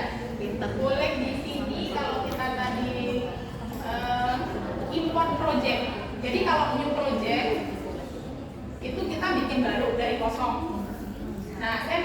menunjuk kalau kita udah punya filenya. Jadi kan tadi dari sampel data tuh kita udah punya file. Itu bisa kita import ke Atlastik kita. Jadi kita bisa pilih import, dipilih datanya yang mana. Tadi yang kemarin saya share ya datanya, yang literatur review sama Mentrack itu boleh diimport.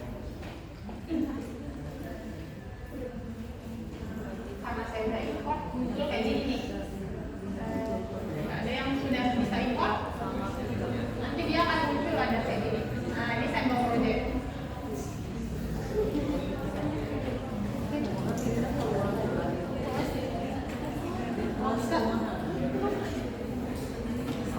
Ini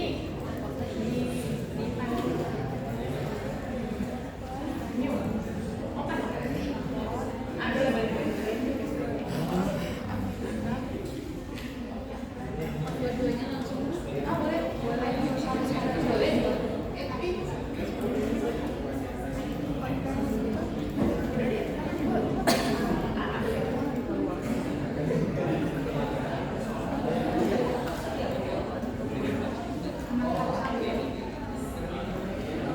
udah berhasil importnya?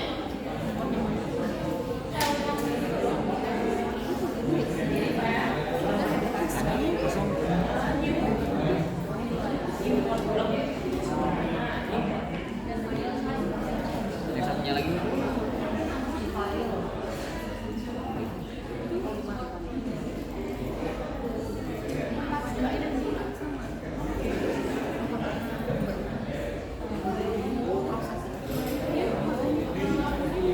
Ini yang import, yang sampel itu modelnya penampakannya kayak gini kan. Nah, filenya namanya ATL Project 22. Ini ya, jadi file yang akan yang bisa diimport itu adalah yang filenya itu namanya tabnya ini, filenya Atlas ya. Jadi kalau filenya yang masih ini perlu diekstrak dulu. Nah, biar kebaca. Udah kebaca belum Pak?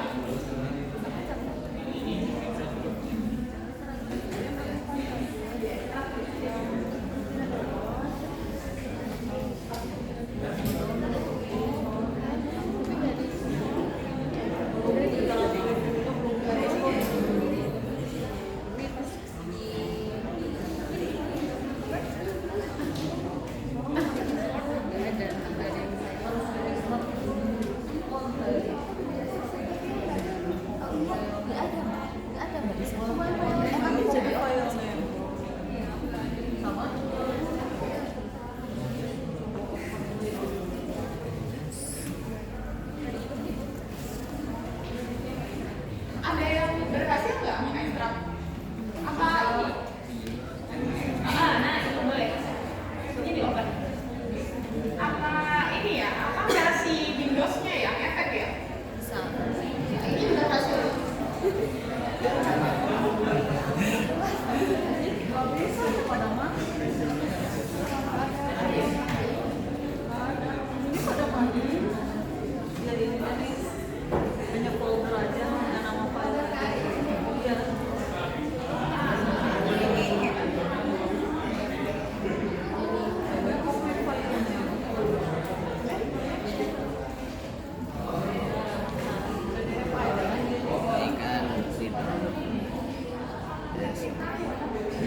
Ada yang berhasil nggak?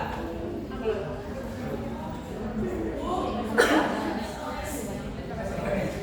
Iya. Ada yang berhasil?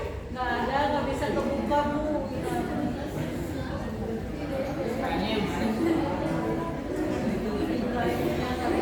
Udah ada ekstrak kan belum? Saya coba yang udah ini ya, yang udah terekstrak plastiknya. Ini saya kirim.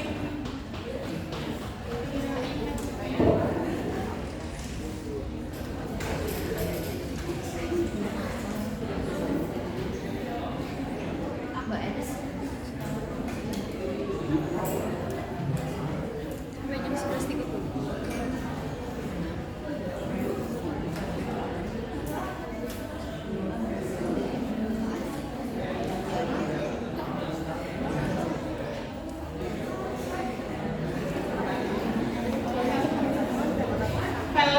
sudah diekstrak, saya coba kirim ya ke Bu Elis ya.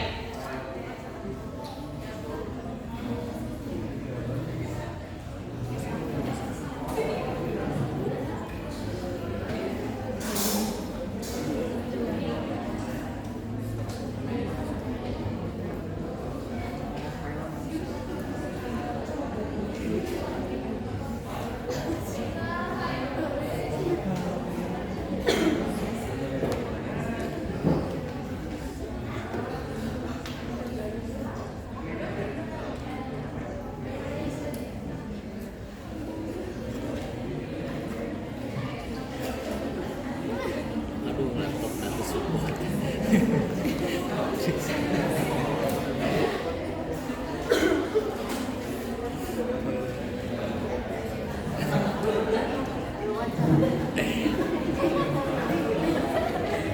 Nah, sebenarnya sampel project ini kan sampel yang udah dianalisis ya sama timnya ETLST. Jadi sebenarnya dari data ini itu nanti kita bisa coba explore bagaimana kita bikin network gitu dari data yang ada.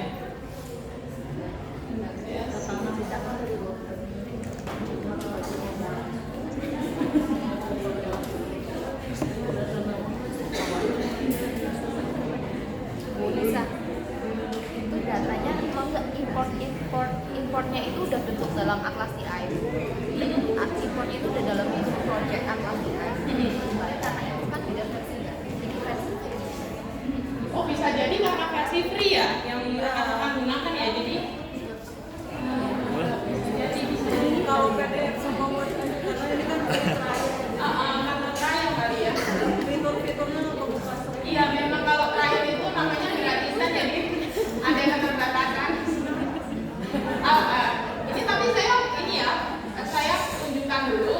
Jadi kalau tadi yang berhasil import file itu kita akan punya ini satu project. Jadi sama kayak misalkan tadi kan kita sudah bikin satu project baru ya. Bayangkan project kalau tadi karena masih baru, kita tadi belajar import data, mengcopy, membuat dokumen baru, terus mengcoding. Itu yang paling penting cara untuk mengcodingnya ya, gitu. Tadi sudah bisa.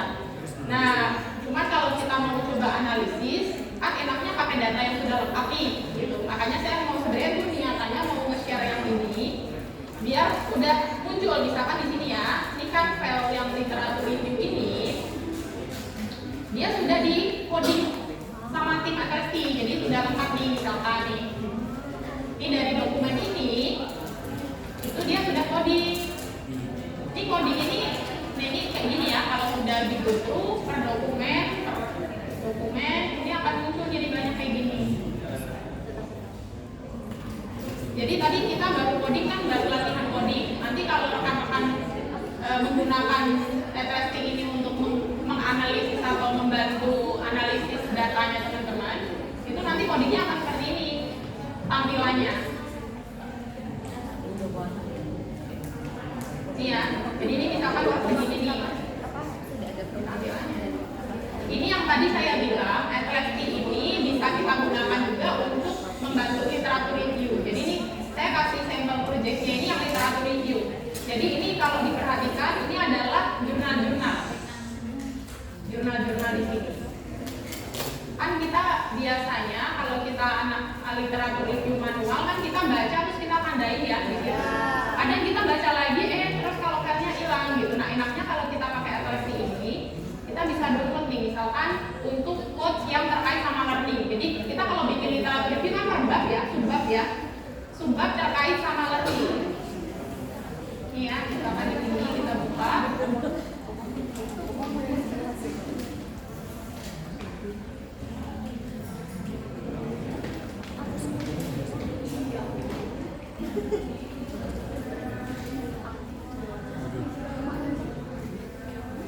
Nih, quotes ya, kita bisa report, kita bisa bikin reportnya.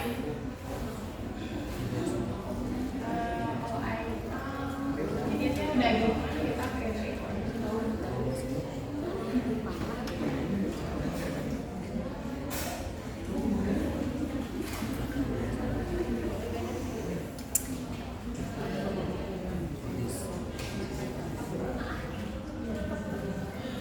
nah ada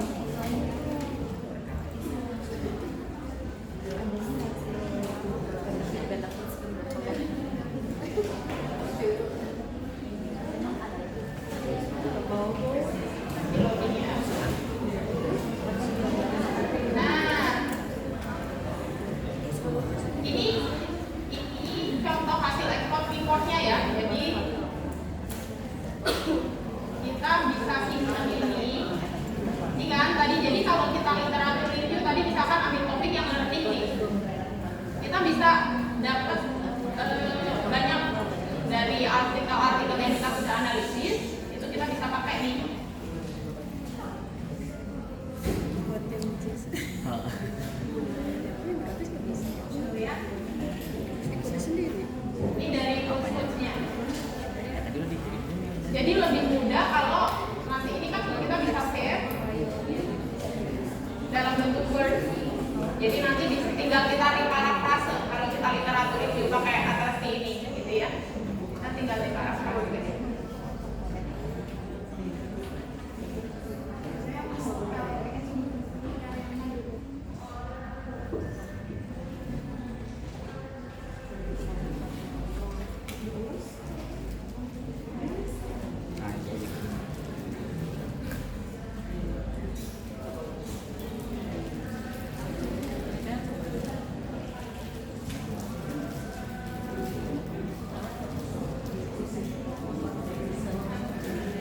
Saya kirim ya filenya, coba bisa dipakai nggak? Kalau nggak bisa berarti karena versi trial ya tidak bisa.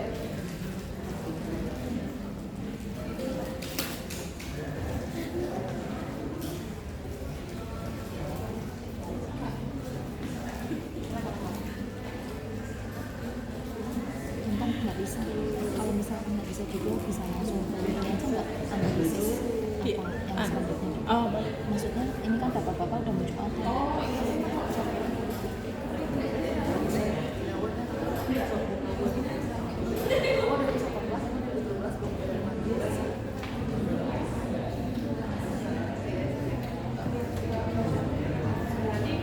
sebenarnya memang karena ini ya trialnya ya.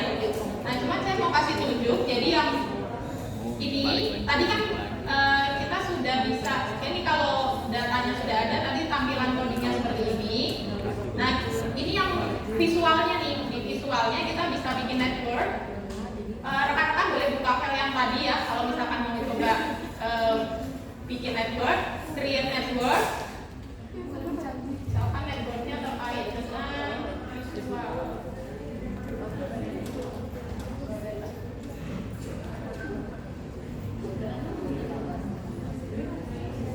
Networknya bisa di-create.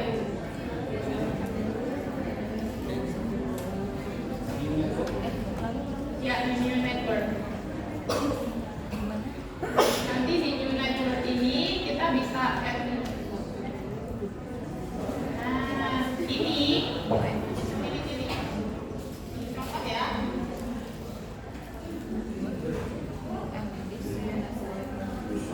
Jadi sebenarnya visualnya nih kita ini adalah quotes-nya ya. Jadi quotes-nya bisa kita pindahkan ke sini di visualnya ini. Tadi kan kita bikin coding tadi. Nah, coding tadi itu kalau kita sudah bikin, udah kita dapat poin-poinnya, kita bisa lakukan analisis lanjutan di atrasinya, gitu. Jadi di tahapannya kita bisa bikin misalkan ini ke sini, ini hubungannya apa? Misalkan bagian ya, bagian dari ini, bagian dari ini. Ini jadi kebayang ya tadi coding yang kita bikin itu, kita bisa bikin kaitannya. Caranya bagaimana, Bu? Tadi open network, new network. Beda ini mbak. New entities kalau di sini. Jadi beda. Add nodes ya. Bukan. Jadi mungkin apa namanya? Apakah di blok dulu? Apa ini kan bagian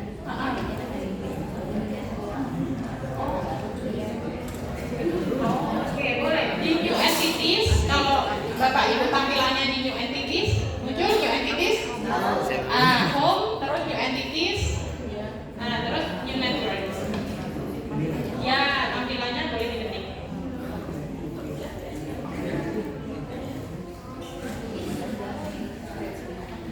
Oh, udah bisa create network. Nah, terus ke nodes. Sebelahnya network. Ya. Terus di add nodes ya. Nah, itu dimasukin. Nah, cuman kan karena nodes-nya tadi masih sedikit, jadi sedikit kan, betul? Nah, kalau pakai data sampel ini, coachnya kan udah banyak, jadi kita bisa muncul. Tapi gambarannya gitu ya, jadi dari yang coachnya ini kita bisa bikin hubungannya.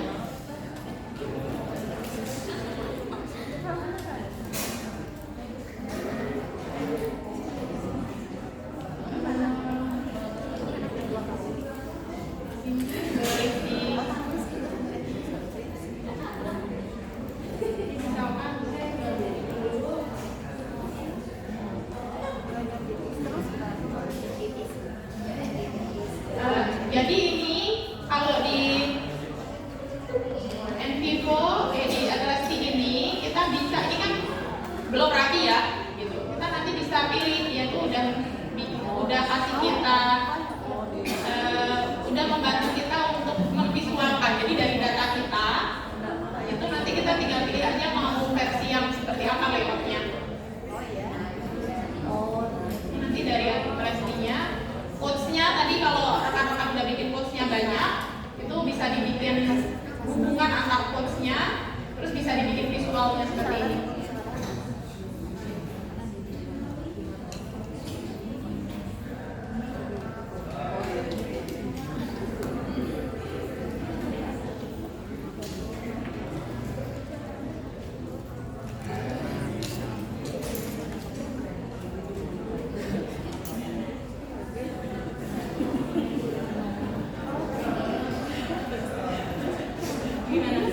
Sampai create network dulu, udah bisa sampai create network dulu.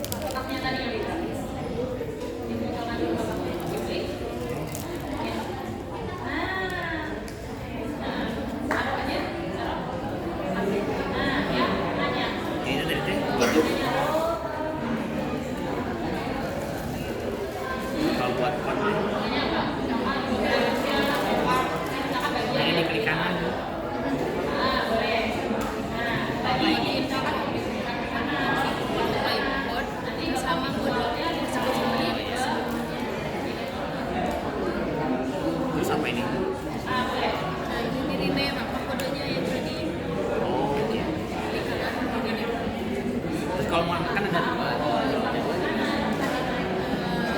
iPhone. Enggak nambah. Nggak apa-apa itu mah acak aja. Kalau yang di latihan dua ini kan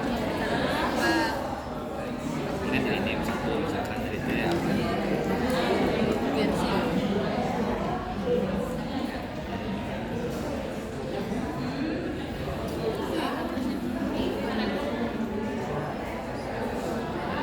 masih sama SDM.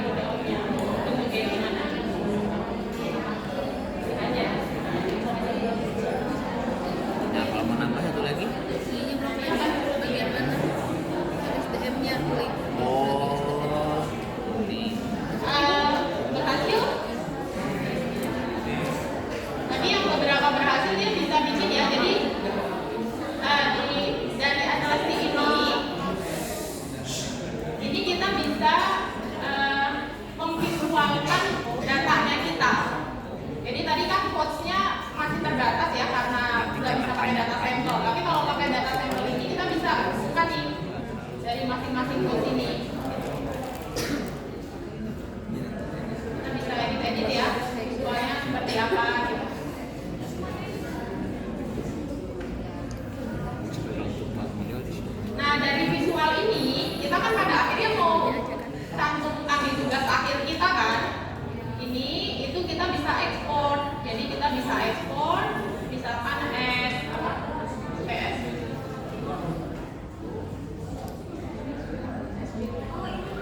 Nah ini S gambar ya. Jadi kita bisa simpan.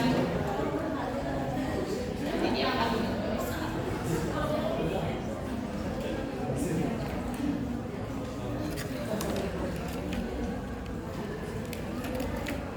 Nah, kan muncul nih.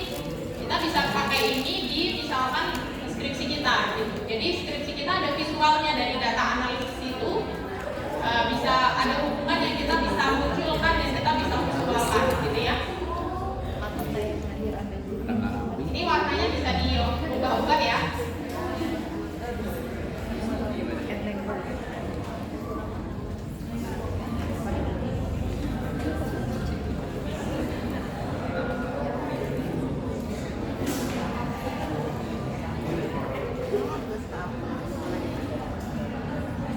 Biar ada garisnya gitu. Nanti bikin teman-teman yang lain. Biar ini tadi kan dikasih teman yang lain. Nah, ini ada disebut network. Enggak, di remote.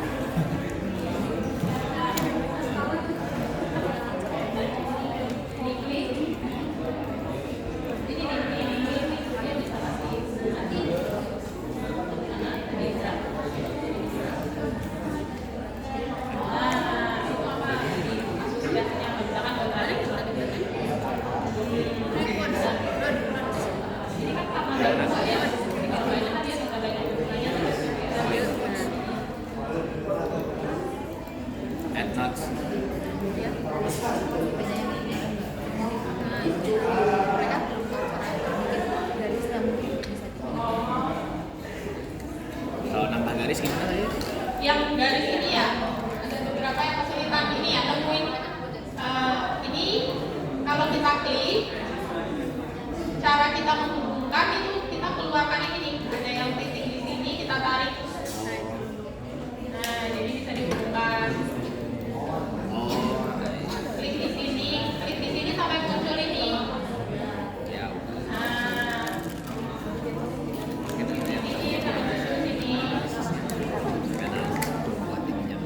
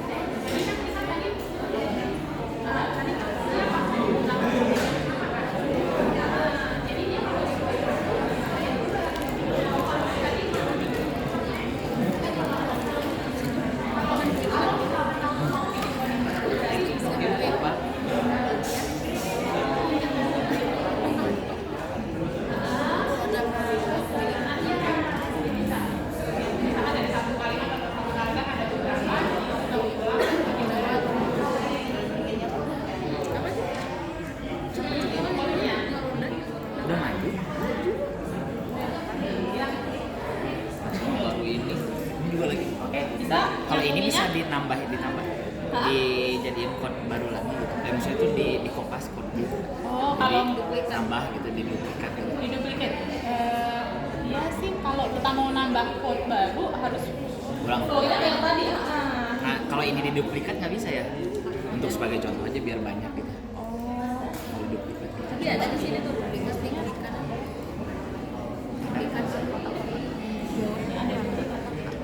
Sama. oh dia otomatis ya. Oh biar maksudnya biar banyak Biar banyak ya. gitu. Bisa. Oh iya boleh biar. Uji coba. Iya.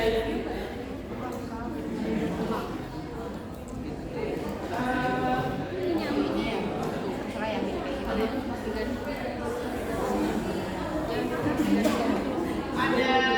Ada yang mau ditanyain? Tadi sampai ini ya, sampai kita memvisualkan hubungan Ini kan dari dikali nanti ini. codingnya. Ini dia terus klik yang mana? Apakah ini tuh bagian dari ini kalau begini berarti sekarang? Ya, saya mau tunjukin juga satu tools. Ini kan jadi visualnya ya. Tadi visualnya bisa kita save as.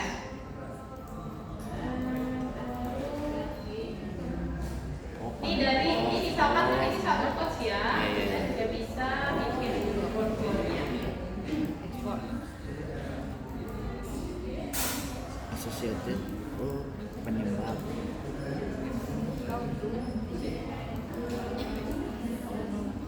Oh iya. Ya bisa diekspor. Kita bisa ekspor terus ekspor di bitmap. Bitmap ya. Terus biar rapi tadi tuh gimana? Visualnya bisa diekspor ya. Layout ya. Oh iya ada. Bisa? Bisa diekspor. Oh kalau ekspor belum. Nah, ya. Ini bisa disimpan. Bitmap.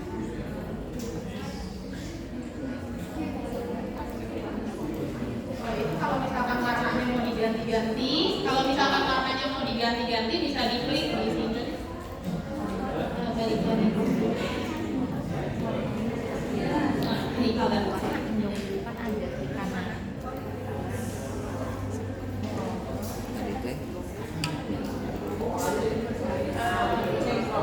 ini warna ini tuh bisa diganti-ganti ya.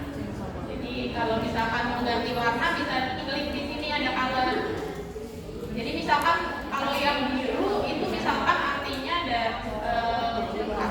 artinya apa gitu ya. Misalkan kita bisa kasih warna. Kasih warna gimana?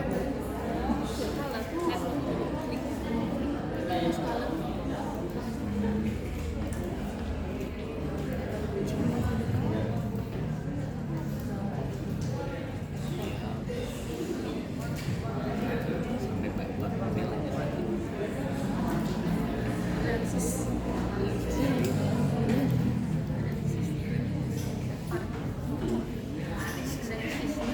Itu tadi visual dari dashboard ya. Nah, ada cara visual lain dari LSD yang kita bisa pakai juga. Itu namanya ada worklist. Enggak akan dilihat sampai cara jam setengah dulu. Sampai yang tadi network dulu. Ada yang mau ditanyain nggak? Udah pada berhasil itu tadi membuat visualnya. Nah, ini bisa.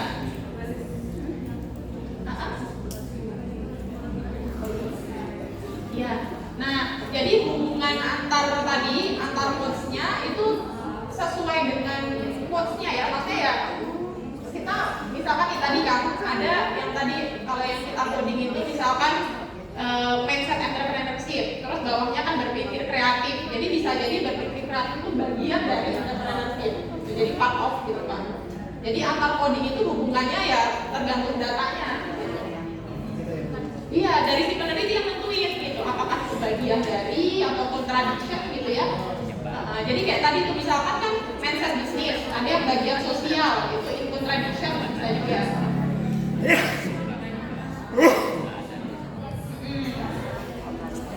Iya, ada 10 badan. Setengah 2.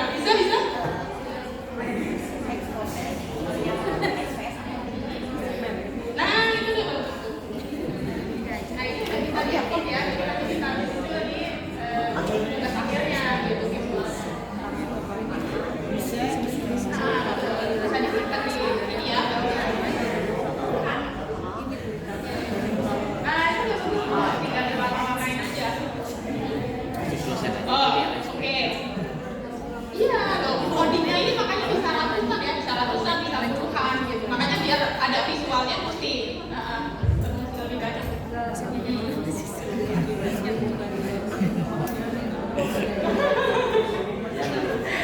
Nah ini udah pada bisa nih. Bisa ya? Oke.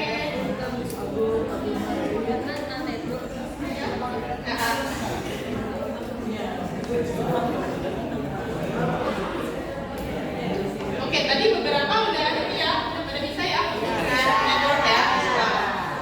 Nah, saya mau kasih tunjuk juga.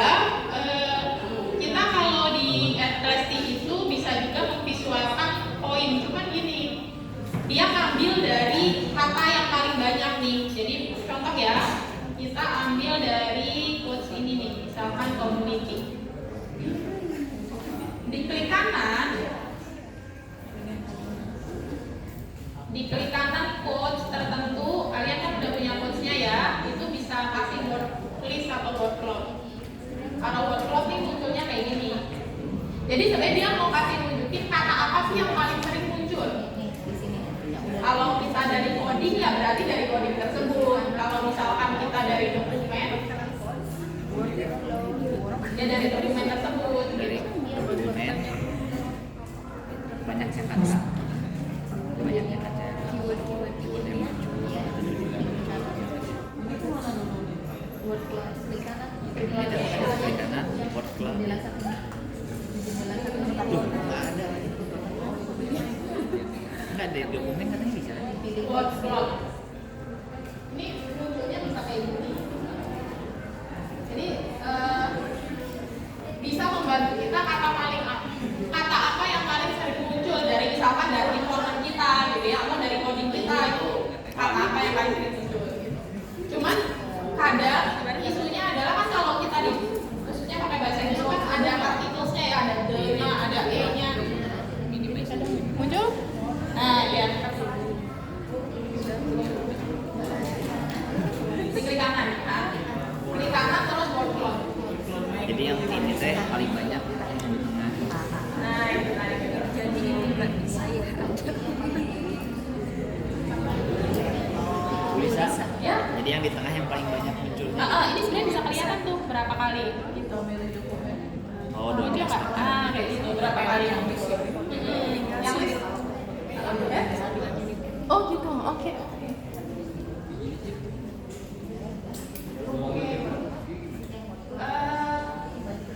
Yang word cloud udah ya, muncul ya. Network. Jadi tadi sebenarnya yang paling sering digunakan sih kalau pengalaman saya pakai Atlas itu juga tadi yang dari coding sampai pakai network itu. Mungkin ini kan tinggal ini ya. Sebenarnya kalau ini kan alat ya, alat bantu ya. Kita akan lebih mudah kalau kita sering pakai gitu. Jadi kalau mungkin kita latihan ya, kita workshop pada siang hari ini sehingga ilmunya bisa dipakai gitu ya. Tapi akan lebih nyantol di kepala ya gitu. Kalau emang kita gunakan gitu. Jadi nanti rekan-rekan ini kan Atlas-nya ini dia subscribernya tuh per ini ya, per tahun gitu. Jadi kalau misalkan nanti mungkin mau joinan ya, misalkan dari saya nggak tahu dari kampus misalkan nanti bisa memprovide, mungkin kalian bisa pakai for free gitu kan ya, bisa pakai lisensi kampus gitu. Kalau misalkan beli sendiri-sendiri mungkin bisa joinan gitu. Karena setahu saya itu kalau satu lisensi bisa dipakai untuk 2 PC, bisa 2 laptop, jadi bisa joinan. Sebenarnya kalau data kalian hanya 10 ya, 10 dokumen dan codingnya nggak lebih dari 25 itu bisa pakai versi trial. Jadi masih bisa pakai versi trial. Cuman kalau dokumen, kalau saya dulu dokumennya kan puluhan gitu ya, lebih jadi mesti beli gitu. Jadi kalau wawancaranya misalkan ke 7 orang sih masih bisa pakai ini ya, versi trial. Cuman coachnya tadi terbatas 25 ya.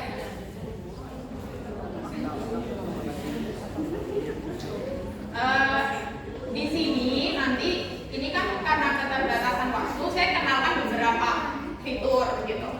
Nah nanti di sini di slide-nya itu saya udah kasih ini ya, link untuk video tutorialsnya. Jadi kalian kalau memang mau pakai Atlasti, nanti bisa explore di sini ya, kalian. Ya. Ada tutorial. Bisa ya kalian. kita udah bikin project baru, nambah dokumen, coding, bikin network, sama tadi download ya, download atau ekspor. Ambil lagi.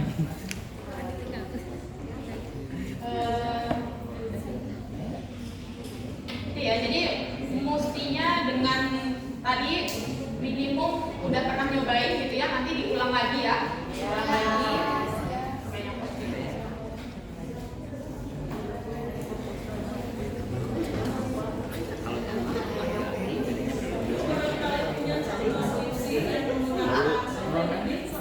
Oh boleh nanti di share ya. Rondangnya. Ya siap. Nah ini ya, nanti silakan mampir ke sini. Ini ada untuk ekspresinya. Jadi, nah ini di sini ada tutorialnya. Kalau Windows yang pakai Windows ya, silakan dicoba di ekspor. Ini kan dia misalkan bikin Windows coding. Ini kan dia kasih contoh nanti terkait sama hierarki, bikin hierarki. Kita belum pakai hierarki ya.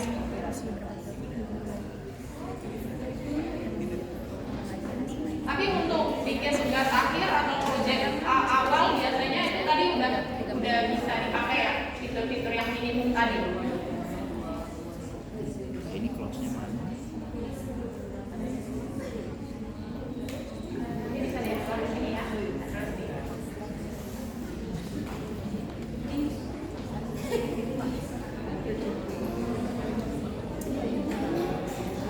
Nah, jangan lupa kalau mau selesai di close, di save ya. Kalau dia nanya di save.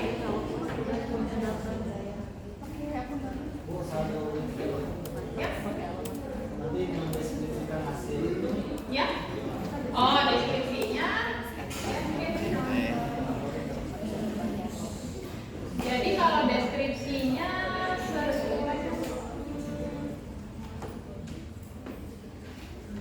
mungkin nanti boleh di-share yang ini ya, yang di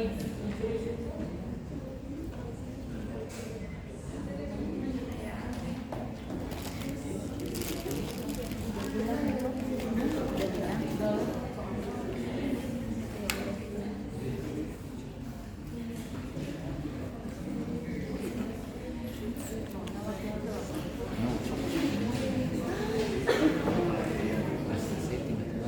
bisa ada keputusan.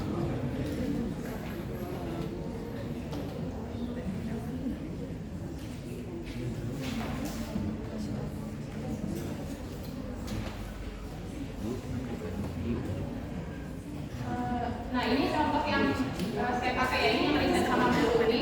Itu kalau deskripsinya ya sesuai ini ya. Kita visualnya seperti ini nih, misalkan deskripsinya bisa kita kasih di bawahnya. Nanti kalau misalkan ada quotation yang mau digunakan, di support, itu bisa dicantumkan. Ini kan jadi misalkan kayak gini, nanti penjelasannya seperti apa ya, sesuai elaborasinya dari Bapak Ibu gitu. Jadi visual ini membantu kita untuk poin-poin, kan ini poin-poinnya nih gitu. Nanti deskripsinya silakan dielaborasi gitu.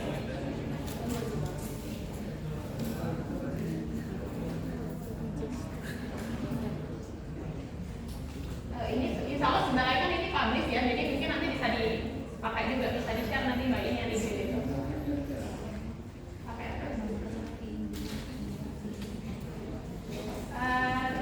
Kita cukupkan ya berarti ya. Ada yang mau ditanyain lagi? Cukup ya, karena waktunya sudah juga. Saya mohon maaf kalau misalkan ada hal-hal yang kurang berkenan. Mungkin saya ini ya, kalau misalkan nanti memang ada mahasiswa yang mau pakai Atlas D dan mau diskusi online, mungkin kita bisa setting Zoom online gitu. Jadi bisa ini ya, diskusi gitu. Akan lebih mudah kalau pengalaman saya akan lebih mudah kalau rekan-rekan teman-teman pakai data teman-teman sendiri. Jadi nanti kesulitannya apa kita bisa diskusi gitu ya. Nanti kita boleh arrange jadwal insya Allah kalau misalkan diperlukan ya. Saya cukupkan sampai sini, kurang lebihnya mohon maaf. Wassalamualaikum warahmatullahi wabarakatuh.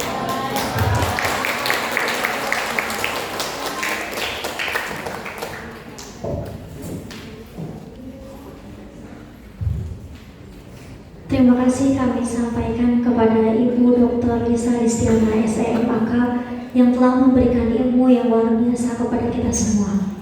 Teriring doa, jazakumullahu khairan katsiran. Acara selanjutnya, penyerahan cenderamata oleh Bapak Bigi Jordani Rahmat Ensos IMSC selaku